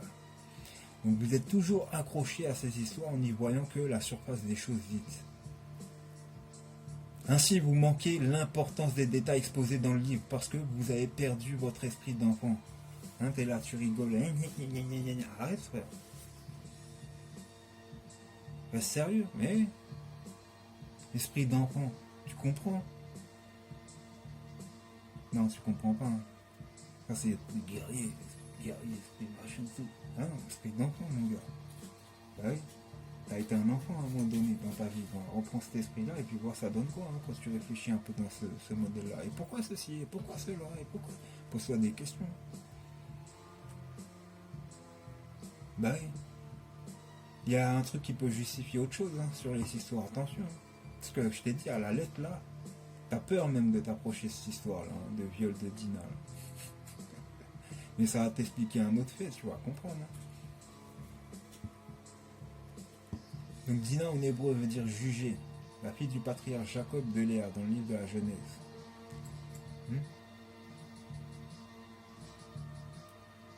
Regarde. Dina naît après ses 6 frères, Ruben, Siméon, Lévi, Judas, Issachar et Zabulon.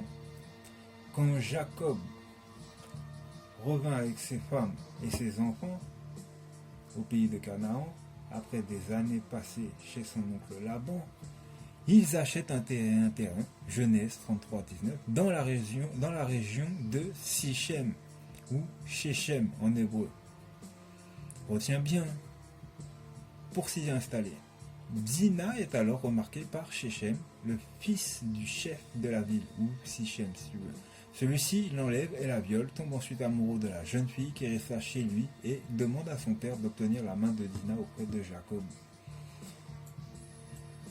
Donc le chef Ivit Amor, père de Shechem ou Sichem, se rend chez Jacob et ses fils, outragés par le déshonneur de leur sœur, pour demander un mariage de Dina et son fils et une alliance avec Israël.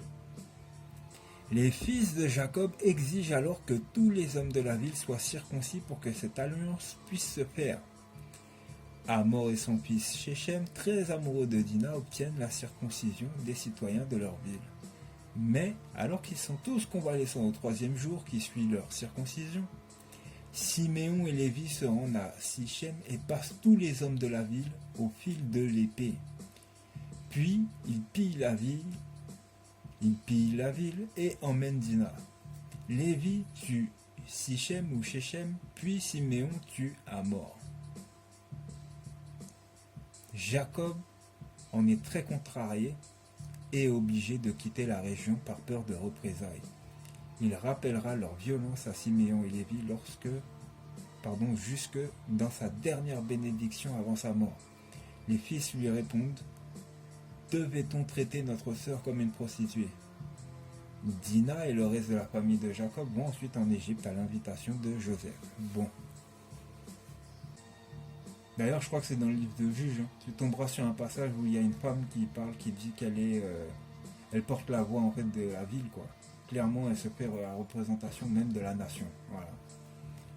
Quand elle parle, elle dit: je suis une nation, tac, tatati, tatata. Donc, quand tu entends ça, tu comprends qu'il y a une référence ici où la femme peut être interprétée dans le sens de nation, voilà, comme étant une nation.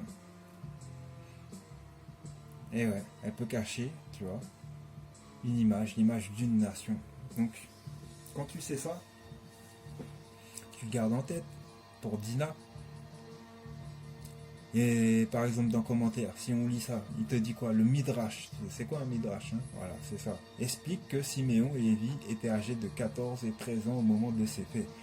La punition de Jacob fut que la tribu de Lévi n'eut aucun territoire, mais seulement des villes de refuge sur la future terre d'Israël après la conquête du pays de Canaan par Josué. Quant à la tribu de Siméon, son territoire était restreint dans le désert de Judée et ils devinrent des enseignants itinérants parmi les autres tribus d'Israël. Si. Dina.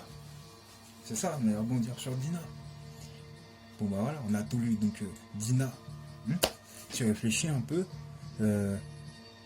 comme je disais, sûrement, dans la Bible, tu as une mention justement en juge, où tu entends que y a une femme qui s'exprime au-delà de la muraille, et elle parle au nom de la nation, comme si elle est la nation. Donc tu sais que maintenant dans la Bible, il y a une codification qui veut dire femme égale nation. Voilà. Mais quand tu prends Dina, tu gardes ça en tête, je te disais, tu reprends Dina, c'est éventuellement une nation. Quelle nation? Tu vas chercher quelle nation a un nom qui est similaire, très proche, très très proche, qui pourrait parler de Dieu par exemple, etc. Et qu'est-ce qu'on trouve? Les Navarros. Les Navarros, prononciation ou dîner, autononyme, constituent un peuple autochtone d'Amérique du Nord, de la famille linguistique Atapascan et de la zone culturelle du Sud-Ouest. Les Navarros vivent aux États-Unis, principalement au sein de la nation Navarro, située entre le nord-est de l'Arizona, le nord-ouest du Nouveau-Mexique et le sud-est de l'Utah. Ils sont étroitement apparentés aux Apaches. Ethnonymie. Les premiers chroniqueurs espagnols les désignent dans les années 1620 sous le nom de Apache de Navarro ou Navarro. Nom dérivé du terme Navarro qui signifie en tewa champ dans la vallée pour évoluer vers le terme Navarro. Navarro est donc un exonyme. Les Navarros préfèrent l'utilisation du terme dîner qui signifie dans leur langue l'homme ou le peuple. Dîner est donc un endonyme. Tu comprends quand même eux-mêmes là, au niveau du propre peuple des Navarros, te disent que dîner ça veut dire le peuple. Tu réfléchis pas bien longtemps. La Bible te l'a dit, tu vois. Les Navarros te disent que tac c'est la liaison, Dina. Voilà. C'est la référence. Elle est reliée au peuple Navarro. Comment on arrive à traduire Dina en passant de dîner à Dina? Quand tu connais réellement ce peuple-là, on les appelle peuple Dineta. Dineta. Tu vois comment c'est écrit? Dineta. Tu vois, je t'ai mis des couleurs que tu puisses dissocier. Je t'ai bien surligné ce qu'il y a à retenir pour le mot Dina. C'est t'enlèves le ET là, tu vois. Ça donne Dina. Mais le ta, tu vas comprendre d'où il vient. Qu'est-ce que ça veut dire? Donc Dineta est la patrie traditionnelle de la tribu Navarro des Amérindiens. En langue Navarro, le mot Dineta signifie parmi le peuple ou parmi les Navarros. Diné est le mot Navarro qui désigne le peuple Navarro. Il signifie aussi peuple au sens générique.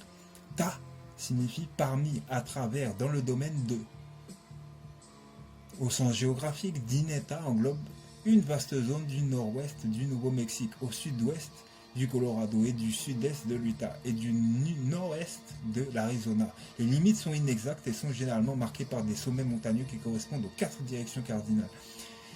Si tu vas voir dans leur reportage qu'ils ont laissé en témoignage sur les traditions de leur peuple, etc., tu verras qu'ils en parlent des fameuses montagnes qui correspondent aux 4 directions cardinaux. Leur langage est symbolique, codifié et en même temps traditionnellement initiatique. Voilà. Donc ça y est, on y est, on l'a trouvé. Dina égale Navarro. Tu le mets dans ta tête. C'est en lien avec Sichem, Shechem. Regarde ce que je t'ai trouvé, je ne l'ai pas mis sur ma fiche, mais je l'avais réfléchi, je ne l'ai pas fait. Bref, regarde.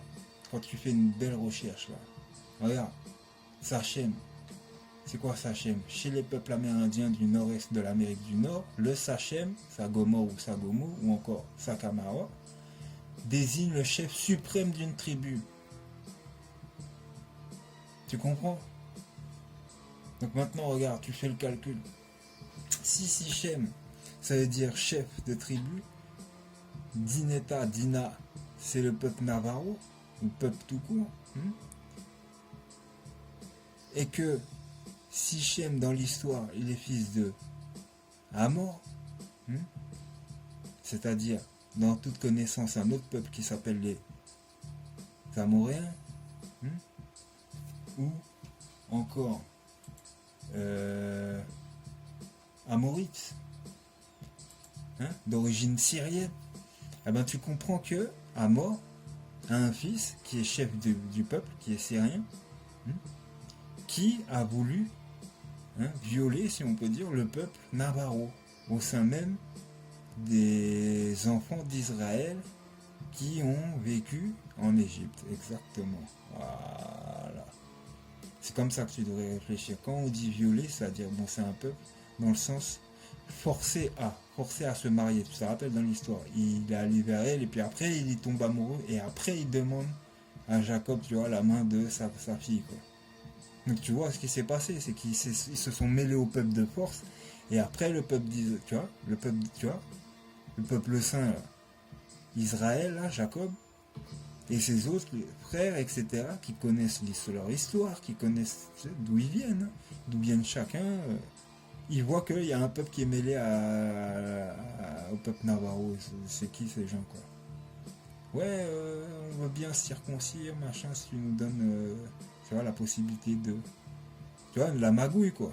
On veut rentrer dans le peuple saint, mais de force, quoi. En se mélangeant... Non, on a dit non.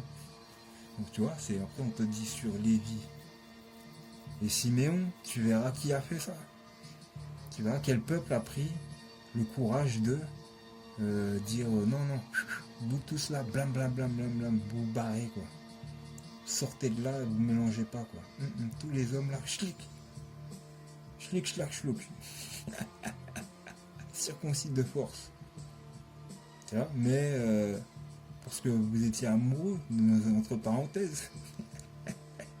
Vous avez eu un beau peuple qui allait recevoir une belle promesse et vous dites non, c'est pas ça comme ça. Donc, tu vois, c'est facile. Origine Syrie, les Amorites, là. Ah, des étrangers qui viennent. Non, mais ça s'est déjà vu dans l'histoire du peuple d'Israël. Je te le dis, ça s'est déjà vu. Donc eux, ils sont partis avec nous, tu vois. Tu vas voir leur témoignage du peuple Navarro. Il y a des anciens, ils te parlent. Les traditions sont en train de se perdre, les mecs. Faut y aller direct. Tu verras, il n'y a pas de mensonge. Ils te le disent. C'est qui les a accompagnés, qui les a éduqués? Le peuple saint. The Holy People, ils te disent, oui. Quand tu entendras ça, tu te rappelles, c'est dans les Écritures. From here on out, you're going to have to pray. There are some things that are important for us to know. And if we don't know, then we have to have the holy people let us know in some way to gain understanding of something. There is such a thing as revelation. In the ways of our people, they say, you have come to completely understand.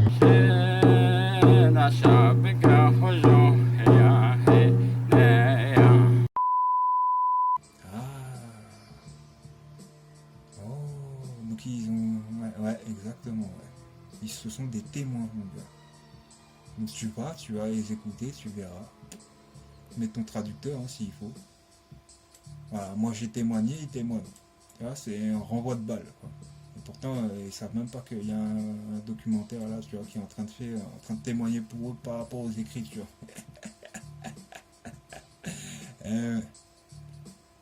Donc, hormis aujourd'hui ce qui se passe avec ce peuple-là, parce que si on doit parler de leurs femmes et des relations qu'il y a en Amérique, elles sont pas propres du tout, non. Ils maltraitent les femmes de ce peuple-là. Ouais, comme le fils de Hamor, pareil. Bizarre, ça change pas, Quand on a des mauvaises habitudes, ça suit. Saleté, Donc bref, on va changer de sujet. On pourra y revenir quand vous voulez. Jérémie 31.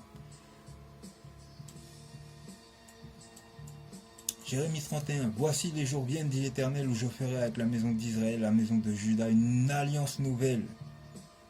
Non comme l'alliance que je traitais avec leur père, le jour où je les saisis par la main pour les faire sortir du pays d'Égypte, l'alliance qu'ils ont violée, quoique je fusse leur maître, dit l'Éternel.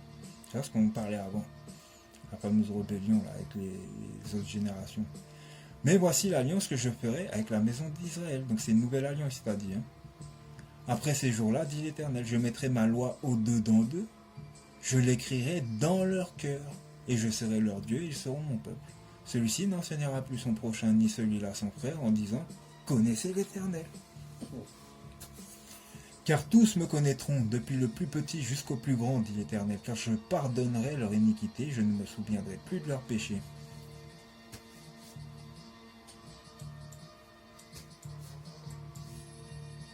Tu vois, ça aussi, c'était une promesse d'une nouvelle alliance entre Israël et Juda.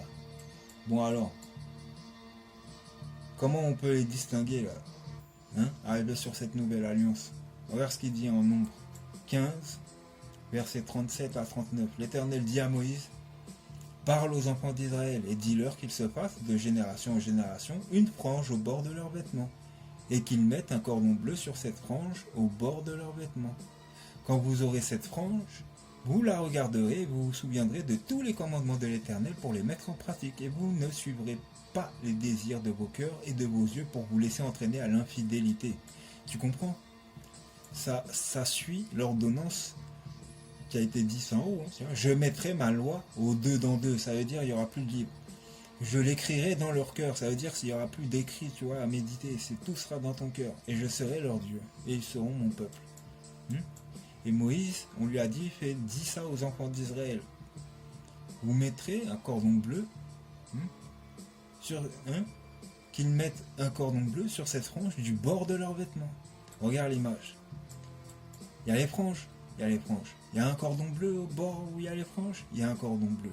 Tu vois, tu as même droit à un autre cordon en signe, tu vois ce que je veux dire, de rappel, double rappel. Et ce qu'il y a sur les autres vêtements? Il y a sur les autres vêtements, soit le cordon, soit la frange, que ça soit sur le pantalon ou à côté en train de traînarder. Voilà.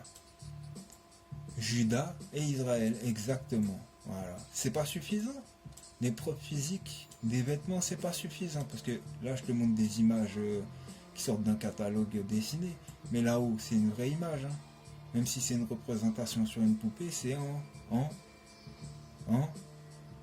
bah oui, c'est en rappel de ce que est vraiment, tu vois, les traditions, les vêtements traditionnels. Bon, ok, regarde bien, Lévitique 23, 41 à 43 les versets. Vous célébrerez chaque année cette fête à l'Éternel pendant 7 jours. C'est une prescription perpétuelle, c'est-à-dire à toujours, pour vous au fil des générations. Vous la célébrerez le 7e mois. Vous habiterez pendant 7 jours sous des tentes. Tous les Israélites de naissance habiteront sous des tentes, afin que vos descendants sachent que j'ai fait habiter les Israélites sous des tentes après les avoir fait sortir d'Égypte. Je suis l'Éternel votre Dieu. Regarde. C'est qui habite sous des tentes, qui fait des fêtes avec des tentes?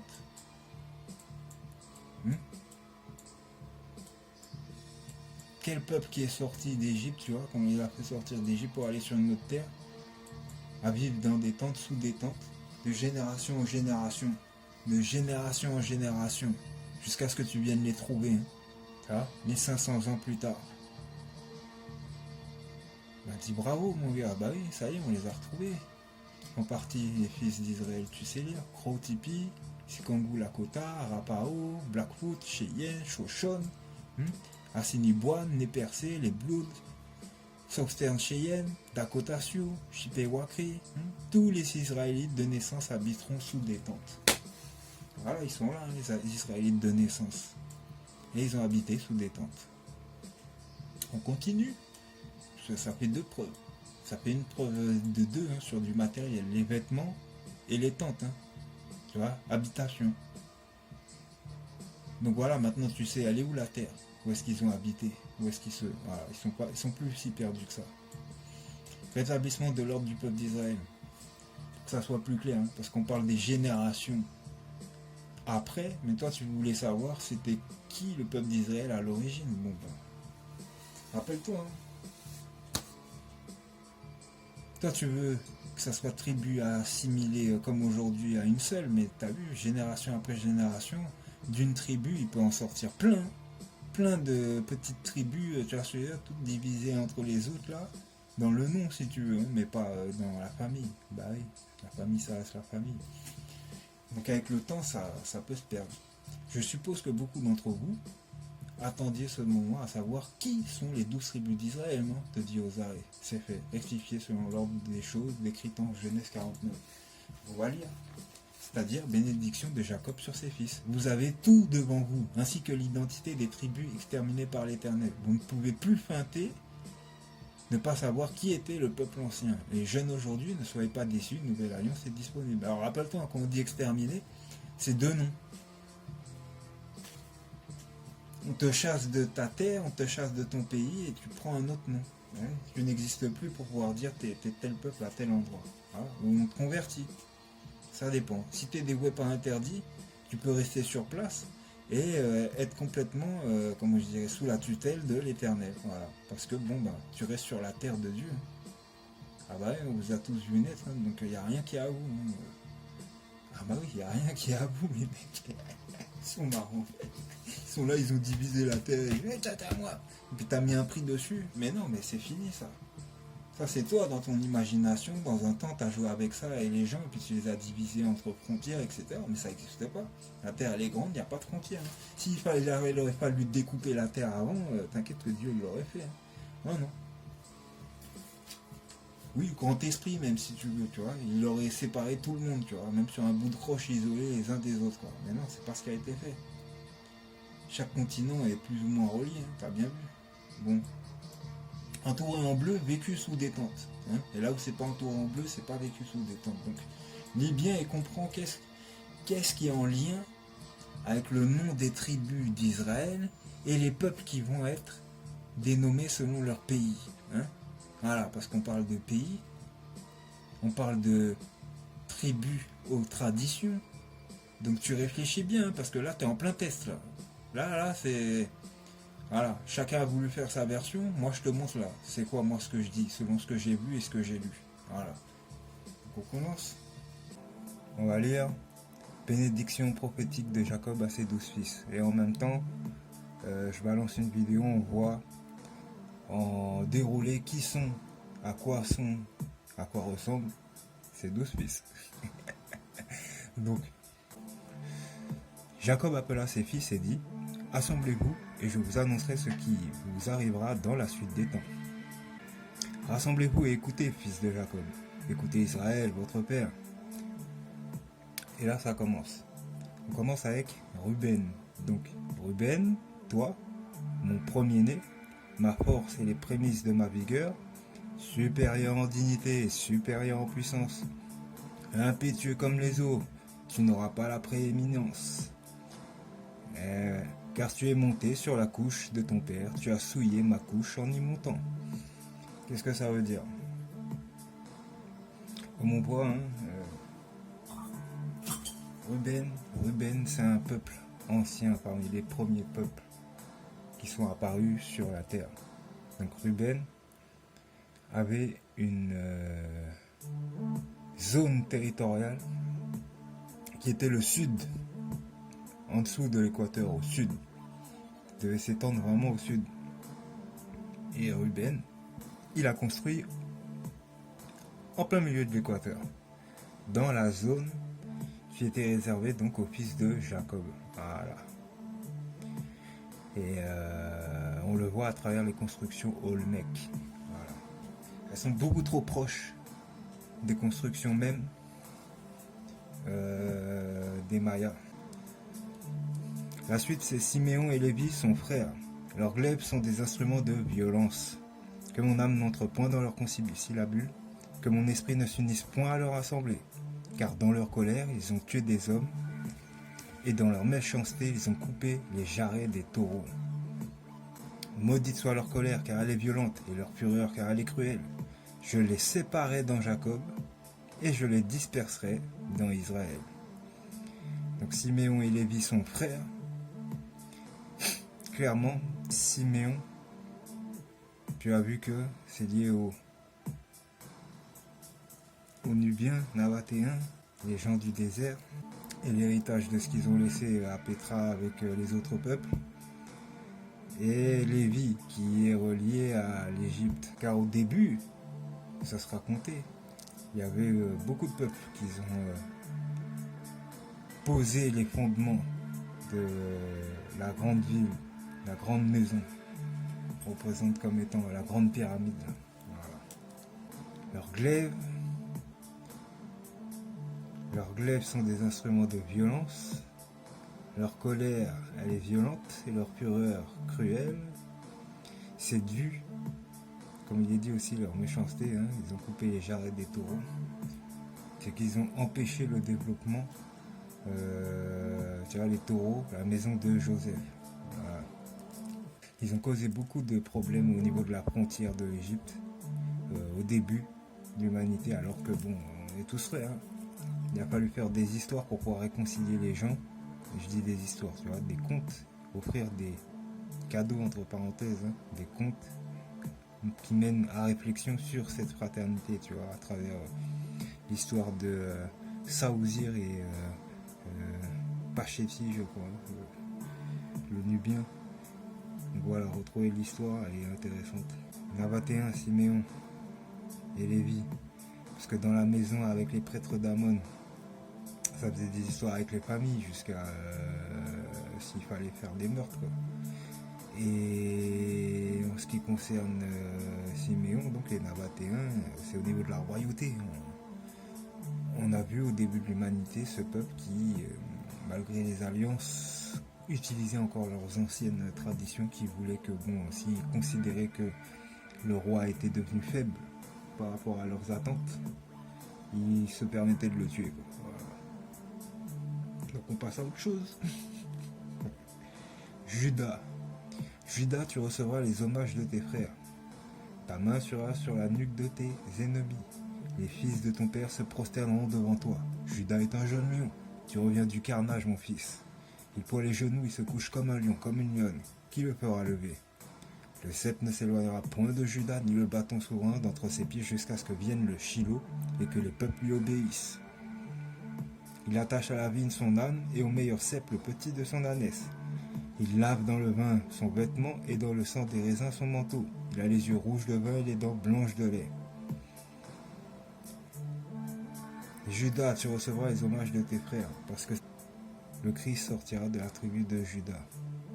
Donc, les fils de ton père se prosterneront devant toi, ses descendants, les Hébreux. Tu reviens du carnage, mon fils. Ça veut dire que tu reviens de l'exil. L'exil non seulement sur ta terre plus ou moins natale, en Orient, Afrique, et aussi en Amérique en fait. Donc exil qui a mené jusqu'à l'esclavage du peuple, jusqu'à sa déportation, on dira. Voilà. Et sa dispersion dans toutes les îles. Judas est un jeune lion. Tu reviens du carnage, mon fils. Voilà, l'esclavage. Il ploie les genoux, il se couche comme un lion, comme une lionne, qui le fera lever. En référence à Sekhmet et Nefertum, l'ère du Verseau, pour la révélation même de à quand interviendra l'avènement du Christ. Voilà. Donc sur une ère qui mène au Verseau. Le sceptre ne s'éloignera point de Judas, car c'est une tribu royale, ni le bâton souverain d'entre ses pieds, car le bâton souverain, c'est celui qui mène les peuples, qui les guide. C'est pour ça qu'après on te dit, jusqu'à ce que vienne le Shiloh et que les peuples lui obéissent, jusqu'à ce que vienne le Shiloh qui récupère le sceptre, pas de la souveraineté, le sceptre, donc celui du berger, le bâton de berger, quoi. Et c'est ça qu'il utilisera, donc le Shiloh, jusqu'à ce qu'on lui obéisse. Voilà. Donc c'est à lui qu'on doit obéissance jusque-là. C'est ça qu'on tente de faire, instaurer son règne, qui est lié à David, et que les peuples lui obéissent. Il attache à la vigne son âne, en référence à la Mésopotamie, et au meilleur cep le petit de son ânesse.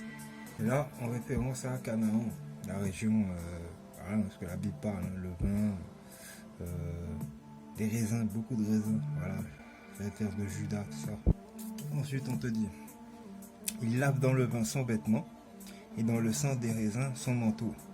Autre référence, hein, là où on brassait beaucoup du raisin, il a les yeux rouges de vin et les dents blanches de lait. Les yeux rouges de vin, encore une fois, hein, référence toujours, donc la zone géographique liée à Israël, et ensuite les dents blanches de lait qui font un écho avec une terre où coule le lait, voilà, l'Amérique, pour ainsi dire. Maintenant on a Zabulon. Zabulon habitera sur la côte des mers et il sera sur la côte des navires. Et sa limite s'étendra du côté de Sidon. On a une zone géographique qui parle de la mer, donc les côtes des mers. Qu'un peuple qui a vécu très proche des côtes, souvent sur les côtes. Quelles côtes? On verra, selon l'image. On est toujours proche de l'Afrique, hein, donc la Méditerranée. Il sera sur la côte des navires. Et sa limite s'étendra du côté de Sidon. Donc on voit du côté de Sidon, bam, les Phéniciens. Voilà. Comme je disais, c'était pas une recherche trop difficile sur internet, il y a beaucoup de gens qui le savaient. Ça, c'était une des tribus les plus faciles, je dirais, à identifier. Maintenant, si on a Issachar, sur Issachar est un âne robuste qui se couche dans les étables. Il voit que le lieu où il repose est agréable et que la contrée est magnifique. Et il courbe son épaule sous le fardeau. Il s'assujettit à un tribut. Donc le désert, hein, âne, les étables, donc peuple de, tu vois, les plaines, fermiers, etc. Il voit que le lieu où il repose est agréable. Il est venu sur une terre comme un étranger pour s'assujettir à un tribut, hein, parce qu'il a vu que la contrée était belle. Tant belle et magnifique, il n'a pas résisté. Donc on voit qu'on parle des Assyriens, hein, d'origine. Si on veut connaître l'histoire, pour voir avec les Éthiopiens, comme ceux-là que je cite là, du peuple Amara, et leur récente migration qui les a menés là, justement en Éthiopie, parce qu'avant ça, non, ils étaient en Mésopotamie, les Assyriens. On voit ça dans le traçage ADN ancestral. Donc ils ont fui une invasion hittite, quoi. Et il y a eu d'autres peuples qui ont fui, hein, des petites tribus qui étaient associées aussi à la région, qui sont le peuple Oulednaï, qui a été accueilli, lui, en Égypte. Voilà. Pour Dan, Dan jugera son peuple comme l'une des tribus d'Israël. Dan sera un serpent sur le chemin, une vipère sur le sentier, mordant le talon du cheval, pour que le cavalier tombe à la renverse. J'espère en ton secours, ô Éternel. J'espère en ton secours, ô Éternel. Pourquoi? Regarde, Dan jugera son peuple comme l'une des tribus d'Israël. On va te faire comprendre que c'est une tribu d'Israël, une disposition à devoir juger son propre peuple, comme l'une des tribus d'Israël, tu vois. Il faut que Dan juge son peuple. Pourquoi? Par rapport à un méfait. Quel méfait? Le méfait du fait que depuis longtemps on les a chassés de chez eux. Donc il y a eu un truc, il y a eu quelque chose qui s'est passé sur les lieux et c'est lié à ça, à leur construction, les lieux de vie anciens. Est-ce que la Chine actuelle cache en fait l'histoire originelle? Et il cache en fait, je pense tout simplement, un effet de domination. Voilà. Donc quoi d'autre? Dan sera un serpent sur le chemin, une vipère sur le sentier. Donc tu vois, ça parle de serpent mordant les talons du cheval pour que le cavalier tombe à la renverse. C'est lié au dragon. Voilà, le serpent, le dragon, c'est la même chose. Mordant les talons du cheval, c'est parce qu'arrivé au niveau de la Chine, il n'y a plus de terre, hein, trop, tu vois, il y a un petit col tout en haut, mais il faut le passer, quoi, tu vois, il faut passer tout cette peuplade qui est comme une mer, tu vois, qui empêche quiconque de passer si t'es pas en paix avec eux. Ça on te dit, mordant les talons du cheval pour que le cavalier tombe à la renverse, quoi. Voilà. Donc quiconque pourchassera, tu vois, ne passera pas en fait cette mer. Voilà. la mer de Chine. J'espère en ton secours, ô Éternel. C'est tout pour Dan. On passe à Gad. Gad sera assailli par des bandes armées et il les assaillera et les poursuivra. Gad, l'une des seules tribus que tu vas trouver en Inde, qui a subi des attaques extérieures et auxquelles on ne retrouve plus trop de traces, tu vois ce que je veux dire, au sein même du pays. Ils ne sont plus au sein même du pays. Ils ont été pris dans un élan, peut-être justement, comme il est dit dans ce livre, de pourchasser les gens qui les ont eux-mêmes pourchassés. Voilà. Le peuple Kushan, peuple très ancien, hein, auquel on doit un modèle de spiritualité avec Gandhara, avec des constructions authentiques de l'Inde qui sont encore admirées par beaucoup aujourd'hui, des temples, le bouddhisme, comme on dit aujourd'hui, donc la spiritualité de Bouddha plutôt on dira. Ça c'est le peuple Kushan. On a, avec, comme je disais, Gandhara, le principe du dharma, du karma, toutes ces choses qui permettent de connaître ce qu'est les lois de la roue de la vie, qui sont en lien avec aussi les histoires égyptiennes. Donc on continue. On était sur Acer. Acer produit une nourriture excellente. Donc Acer produit une nourriture excellente.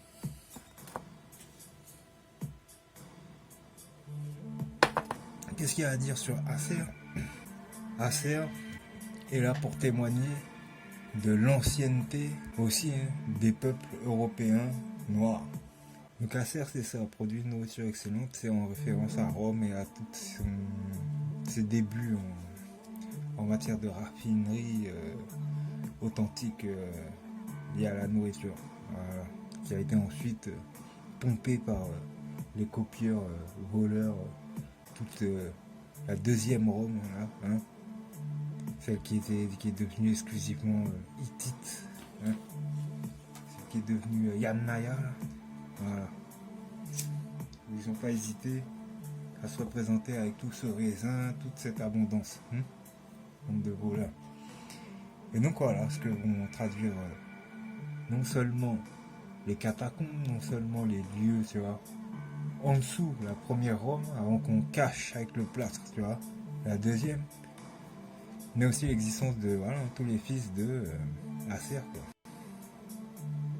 Sinon, Nephtali est une biche en liberté, il profère de belles paroles. C'est la même chose là, tu vois, fils de Corée. C'est Corée, des enfants d'Israël, une branche qui t'amène à une histoire, tu retrouveras en Exode, je crois, Exode ou Lévitique, qui vont t'expliquer en fait que ce peuple-là, à cause d'une rébellion, on te dit qu'ils ont apporté un feu étranger, c'est-à-dire que il y a eu une religion étrangère qui a été apportée sur le lieu et ça a apporté le désordre. Et donc de ce fait-là, la tribu a été exterminée. Et quand il dit exterminée, on leur a retiré l'attribut d'être, tu vois ce que je veux dire, les fils de Corée, c'est-à-dire dans la perdition, c'est-à-dire que on leur a retiré l'identité, voilà.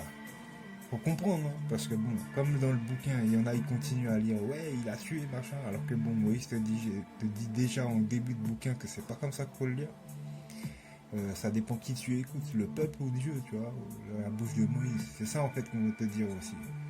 À travers le bouquin, quand tu lis ce passage-là. Donc soit tu retiens, et après tu interprètes correctement, soit tu continues à lire bêtement à la lettre, et puis à ce moment-là, tu vas perdre. Ah oui, au début des temps, c'était pas violent comme on s'imagine. C'est celui qui apporte la violence qui veut qu'on lit les choses violemment aujourd'hui. Joseph est le rejeton d'un arbre fertile. Le rejeton d'un arbre fertile près d'une source. Les branches s'élèvent au-dessus de la muraille. Ils l'ont provoqué, ils ont lancé des traits, les archers l'ont poursuivi de leur haine. Mais son arc est demeuré ferme et ses mains ont été fortifiées par les mains du puissant de Jacob. Il est ainsi devenu le berger, le rocher d'Israël. C'est l'œuvre du Dieu de ton Père qui t'aidera. C'est l'œuvre du Tout-Puissant qui te bénira des bénédictions des cieux d'en haut, des bénédictions des eaux en bas, des bénédictions des mamelles et du sein maternel. Les bénédictions de ton Père s'élèvent au-dessus des bénédictions de mes pères, jusqu'à la cime des collines éternelles, qu'elles soient sur la tête de Joseph, sur le sommet de la tête du prince de ses frères. Là, on est sur la bonne version. On comprend que c'est lié à une onction qui est versée sur sa tête. Donc après, c'est donc la bénédiction de Israël, Jacob, qui a déjà préparé cette bénédiction pour Joseph. Voilà pourquoi, pour Amena, Amen. Joseph est relié au peuple Afar, on va dire la même maison pour Imhotep. Voilà, Imhotep aussi, peuple Afar. Et là, on est sur une maison qui a été exterminée, dit-on, par Dieu lui-même, c'est-à-dire, bon, les portes ont été fermées, quoi. Et elle a été rattachée, donc, cette tribu directement à Juda. Voilà. Ensuite, on a Benjamin. Benjamin est un loup qui déchire. Le matin, il dévore la proie et le soir, il partage le butin. Benjamin, c'est rien d'autre que la France, l'Espagne, deux peuples. Donc le noir et le blanc qui ont évolué sur la terre d'Europe. Donc voilà, depuis le début du maïs. Et quand on a vu le test ADN, on a vu que il y a eu aussi, en ce qui concerne l'évolution des peuples, deux peuples sur la même terre. Donc voilà, depuis le début. Et les peintures viennent le confirmer. Les peintures le confirment. Elles confirment donc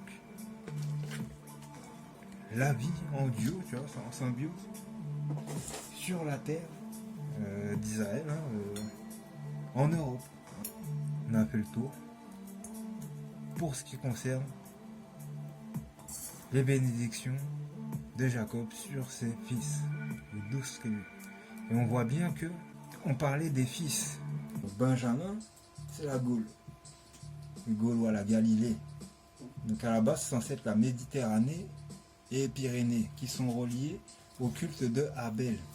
Le culte de Abel est un culte ancien qui devait être à l'origine de la pourvoyance, le fait de pouvoir pourvoir à l'alliance avec Dieu dans le sens des connaissances de la réincarnation. Et évidemment calqué sur le modèle solaire. Ayant tué ce courant, c'est là où on dit qu'Caïn a tué Abel. Voilà. Mais on va y venir, on y viendra en image. Donc de Joseph, lui a naquit deux fils spirituels, Éphraïm et Manassé. Tu vois, par l'esprit, en esprit. Pas par le sang. Non, t'as pas mon sang, t'as bien vu, t'as rien. En esprit, dans le vu de, tu vois, si tu te tenais bien, t'étais sage, voilà. Alors par la récompense, mais ne crois pas que tout est éternel en ce qui concerne les peuples. Et là, vous êtes dans une position de rejeté. Voilà. Rejeté par David, que vous n'avez même pas connu, vous n'avez toujours pas vu. Et rejeté par moi, parce que vous n'êtes pas mes enfants, vous n'êtes pas mon peuple. Je ne suis pas votre Dieu. Tout simplement, je ne suis pas votre Dieu, tu vois, vous n'êtes pas mon peuple. Ça s'arrête là. Donc de ce fait-là, on n'a rien en commun. Tu vois, vous n'êtes plus rien en fait. Moi, je viens de te montrer là, tous mes peuples. Tu vois, tous les peuples qui m'ont connu, ou qui me connaissent d'une manière ou d'une autre, liée à la spiritualité qui a été fournie sur le terrain, selon les époques et les vies différentes de mes ancêtres directs, dans le sens réincarnation, ben voilà, ils ont hérité de ces noms-là. Voilà. Ils sont liés aux ères. Voilà, donc aux générations. Ils ont connu toutes ces choses-là, et aussi en tant que témoins de l'évolution des peuples, et chacun dans l'ordre qui a été donné, selon la parole de Jacob, Israël. C'est pas moi qui ai inventé, c'est lui. Ensuite, si tu es assez juste, comme moi, tu as regardé tous les peuples, dans les temps différents, et voilà, hein, tu as une belle carte là qui t'indique tous les enfants d'Israël. J'en ai oublié un. Selon la lettre, non. Selon l'esprit. Selon l'esprit, tu as lu, il y a des indications. Ces indications, elles sont pensées avec référence. C'est pas dans le vide. Hein.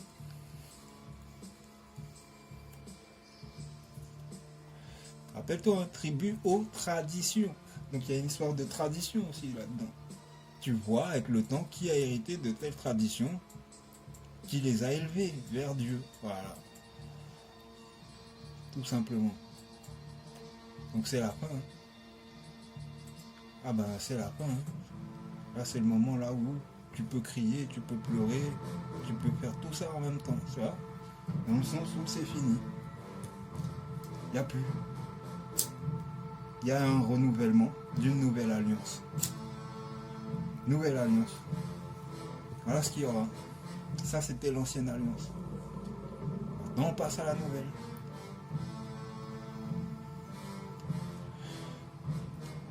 Voilà, c'était le plus important. Il fallait que les gens y sachent.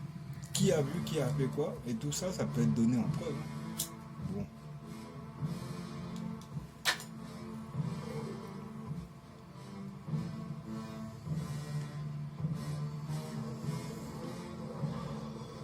Bah ouais, je peux rien faire pour vous d'autres. Hein. C'est soit vous vous calmez et puis hein, vous repentez.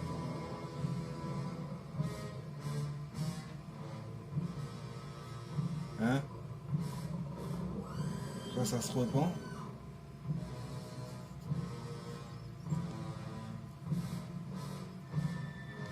Soit vous allez manger la punition que tout le monde va vous infliger pour rébellion non seulement envers Dieu, mais aussi vis-à-vis d'eux-mêmes.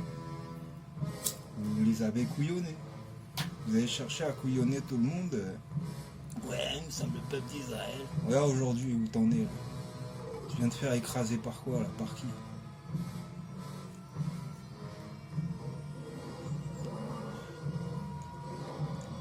C'est le sang acquis là qui vient, qui révèle quoi?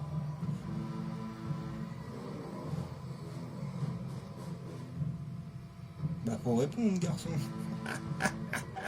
Non, on n'est pas encore en live mais je vous parle. Hein. Ah bah si vous pensez être capable de faire mieux que moi, en tant que, tu vois, c'est comme un défi là. Vous êtes en défi. Ouais, ça se trouve il raconte que de la merde. Ouais, aïe aïe aïe. T'es sûr? T'as bien suivi tout le sujet de ce que j'ai fait là? J'ai fait le tour des peuples. Hein. J'ai montré. Hein. Je t'ai montré. Il y a des choses, des outils, des outils de construction, des vêtements, des habitations. Ah bah ouais, ça va pleurer là. Hein. Crier. C'est le moment. Faut faire du bruit. Ah, tu peux faire tout le bruit que tu veux là, mon gars. Tu peux crier à victoire comme défaite.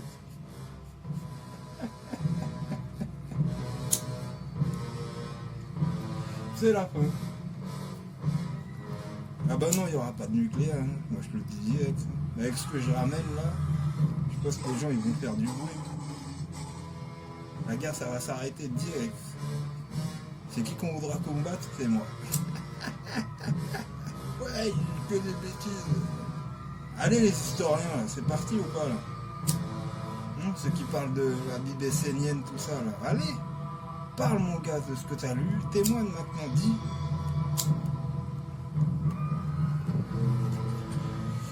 Voilà, c'était la Bible, Genèse. T'as lu Genèse? T'as vu Genèse? Bon, c'est qui a parlé là? C'est pas Jacob. Jacob il t'a donné les indications, t'as suivi les indications. Moi j'ai suivi, j'ai tout suivi. J'ai suivi jusqu'au fond. T'as suivi jusqu'où? Bah oui, les experts là en Israël.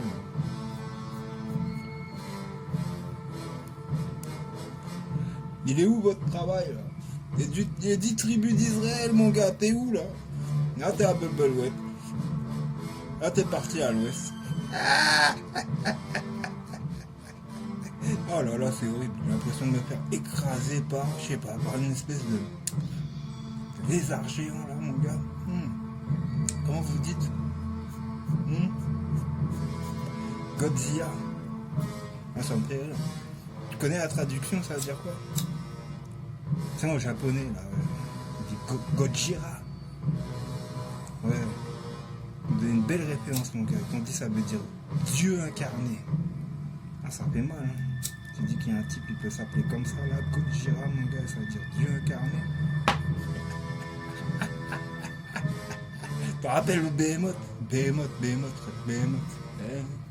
C'est qui a battu le Behemoth? C'est pas Dieu?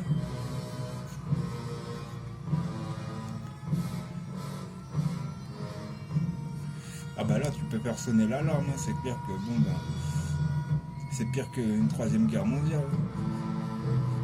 Ces histoires de crise, de machin, de trucs. Ah non, pas lui. Ah non. Putain, il va nous réclamer tout l'or du monde. Ah, je vais faire bien pire. Je réclame mes enfants, ma terre, frère, tout. Tout ce que vous m'avez volé, là. Ça va faire mal, hein, moi je te le dis. Parce que là, t'as vu que la moitié. T'as vu le sang. T'as pas encore vu le visage. T'as pas envie de voir ma face, il disait l'autre là. Hein? Ah non, on veut pas le voir. On veut sûrement pas le voir. Oh punaise. Jamais on voit sa gueule, on va faire une crise cardiaque. C'est pas pour rien que je me... Hein? Jusque là, là. T'as pas vu ma tête, hein? Ah bah j'ai pas envie qu'il y en a, il meurt tout de suite. Hein. Attends, c'est pas la fin encore. Hein. Oh punaise.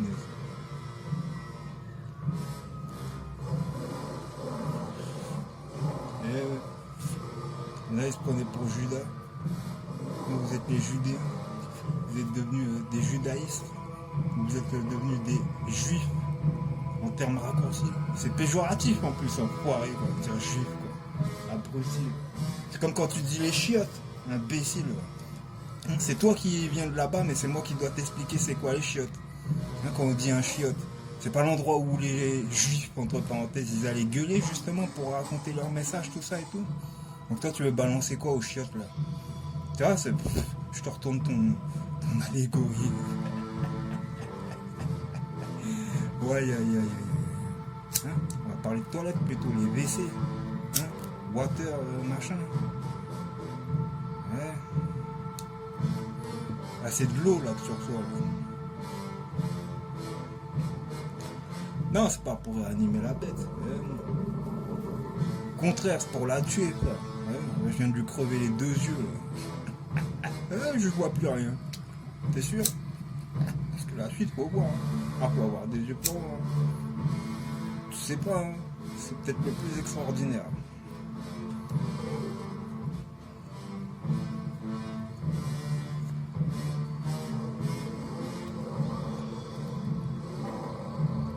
Ah, les mecs, ils flippent, il y a un lion dehors. Putain, il y a un lion dans les rues. Dans la rue, là, il y a un lion. Ah, fais chier, quoi. Putain, je sors pas. Il y a un lion dehors. C'était marqué dans la Bible, il y a un lion dehors. Ouais.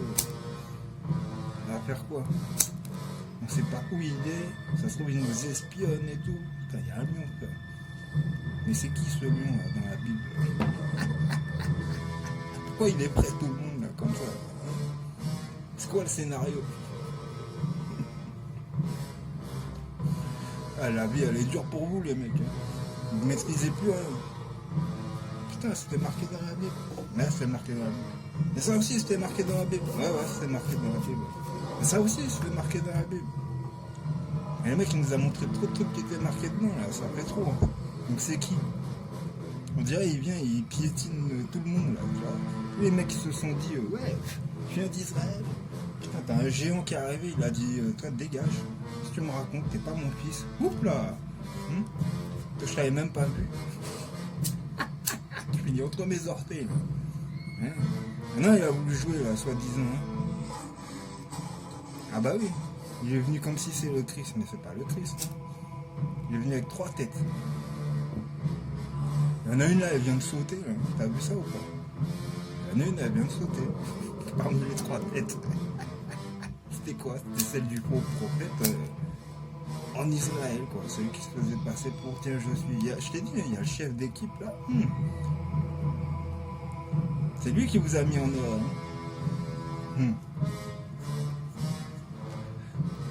Vous voulez que je vous venge ou pas? Ah, ça peut être méchant. T'as vu ce qui vient de se passer là, avec facilité. Donc imagine l'autre là, qui vient, qui dit je suis Jésus. Là. Qui vous a placardé une tête en mode italiano. Ah, mais lui aussi. Là, ça fait que commencer là. Je l'ai dans le viseur, j'ai envie déjà d'en finir. Ah, j'imagine que vous aussi. Là, j'ai dit. D'abord, vous prenez Moïse. Un peu de révélation sur Moïse. Les Écritures. Amen, Joseph, tout ça là. Ouais, on revient dans le sujet. Donc t'as vu, c'est lié là. Et après on fait Aaron. Vous sachiez c'est qui que vous avez rejeté. Celui qui pouvait vous aider à vous guider sur le chemin de la lumière. Et après je vous montre le type que vous avez accepté de suivre là. Satan là. Et toute sa bande. Dans l'ordre des choses, on se presse pas, on n'est pas pressé. Déjà ça c'est fort, non? Les 12 tribus d'Israël, il y a même plus. Je suis généreux. Ah ça va pas durer longtemps. Il y a la dette là, rappelle-toi. Tout ça c'est pour la dette. La dette, tu te souviens, tu vois, que voilà, t'es cerné dans tous les sens quoi. Non, pas que la France, les autres aussi. Ah vous êtes cernés. L'Italie, Espagne. Italie qui joue ma banque, l'Espagne qui me doit une dette tu vois, monstrueuse sur le nombre de morts, et la France qui s'assoit sur nous en fait comme si on était leur rejeton quoi. Ah ça fait trop pour moi. Ah ouais, dans le sens là j'ai envie de finir avec tout ça là. C'est bon, vous avez assez écrasé le petit peuple, tout ça là c'est bon. Là faut qu'on remette les choses à plat là. Dans le sens où nous on a il y a un roi, il y a une reine, donc voilà, il y a une naissance royale, tu vas devoir nous respecter. Tu suis le bon exemple des enfants du peuple saint. Ah ben, ils ont parlé aussi, rappelle-toi. Écoute-les, faut nous respecter. Tu sais pas quelle est notre liaison avec Dieu, elle est grande.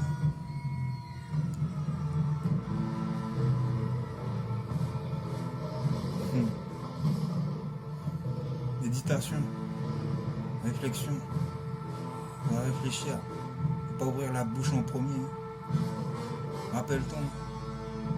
L'homme, Dieu l'a créé avec 2 oreilles et une bouche. C'est pour écouter 2 fois plus qu'il ne parle. Pigé. Méditation. Tu dis miséricorde pour tout ce qui arrive. Pour ce qu'ils ne savaient pas les gens. Jouer les savants, mais en fait ils étaient ignorants. Il n'y a pas de pardon gratuit. Mais par contre, tu veux une réparation. Ah ouais. Assez d'écraser là. On n'écrase plus maintenant. On rectifie.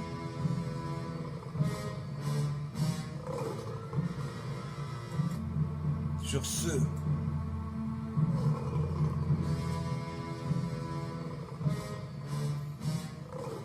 Le soeur est prêt, je vais vous laisser. Prenez la porte dans les autres vidéos. J'ai assez donné de feu comme ça, sinon je vais tout brûler.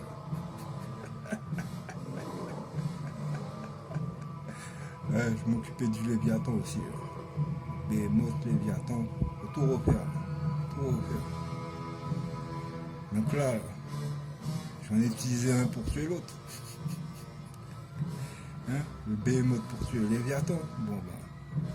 Après, faut que je tue l'autre, moi-même. Histoire de bête, là. Ah, mais c'est marrant, vous aurez tripé dessus avec les films et tout. Ouais, ça me rappelle. Allez. Ciao, la famille. Et les autres, éducation. Vite, le temps il presse.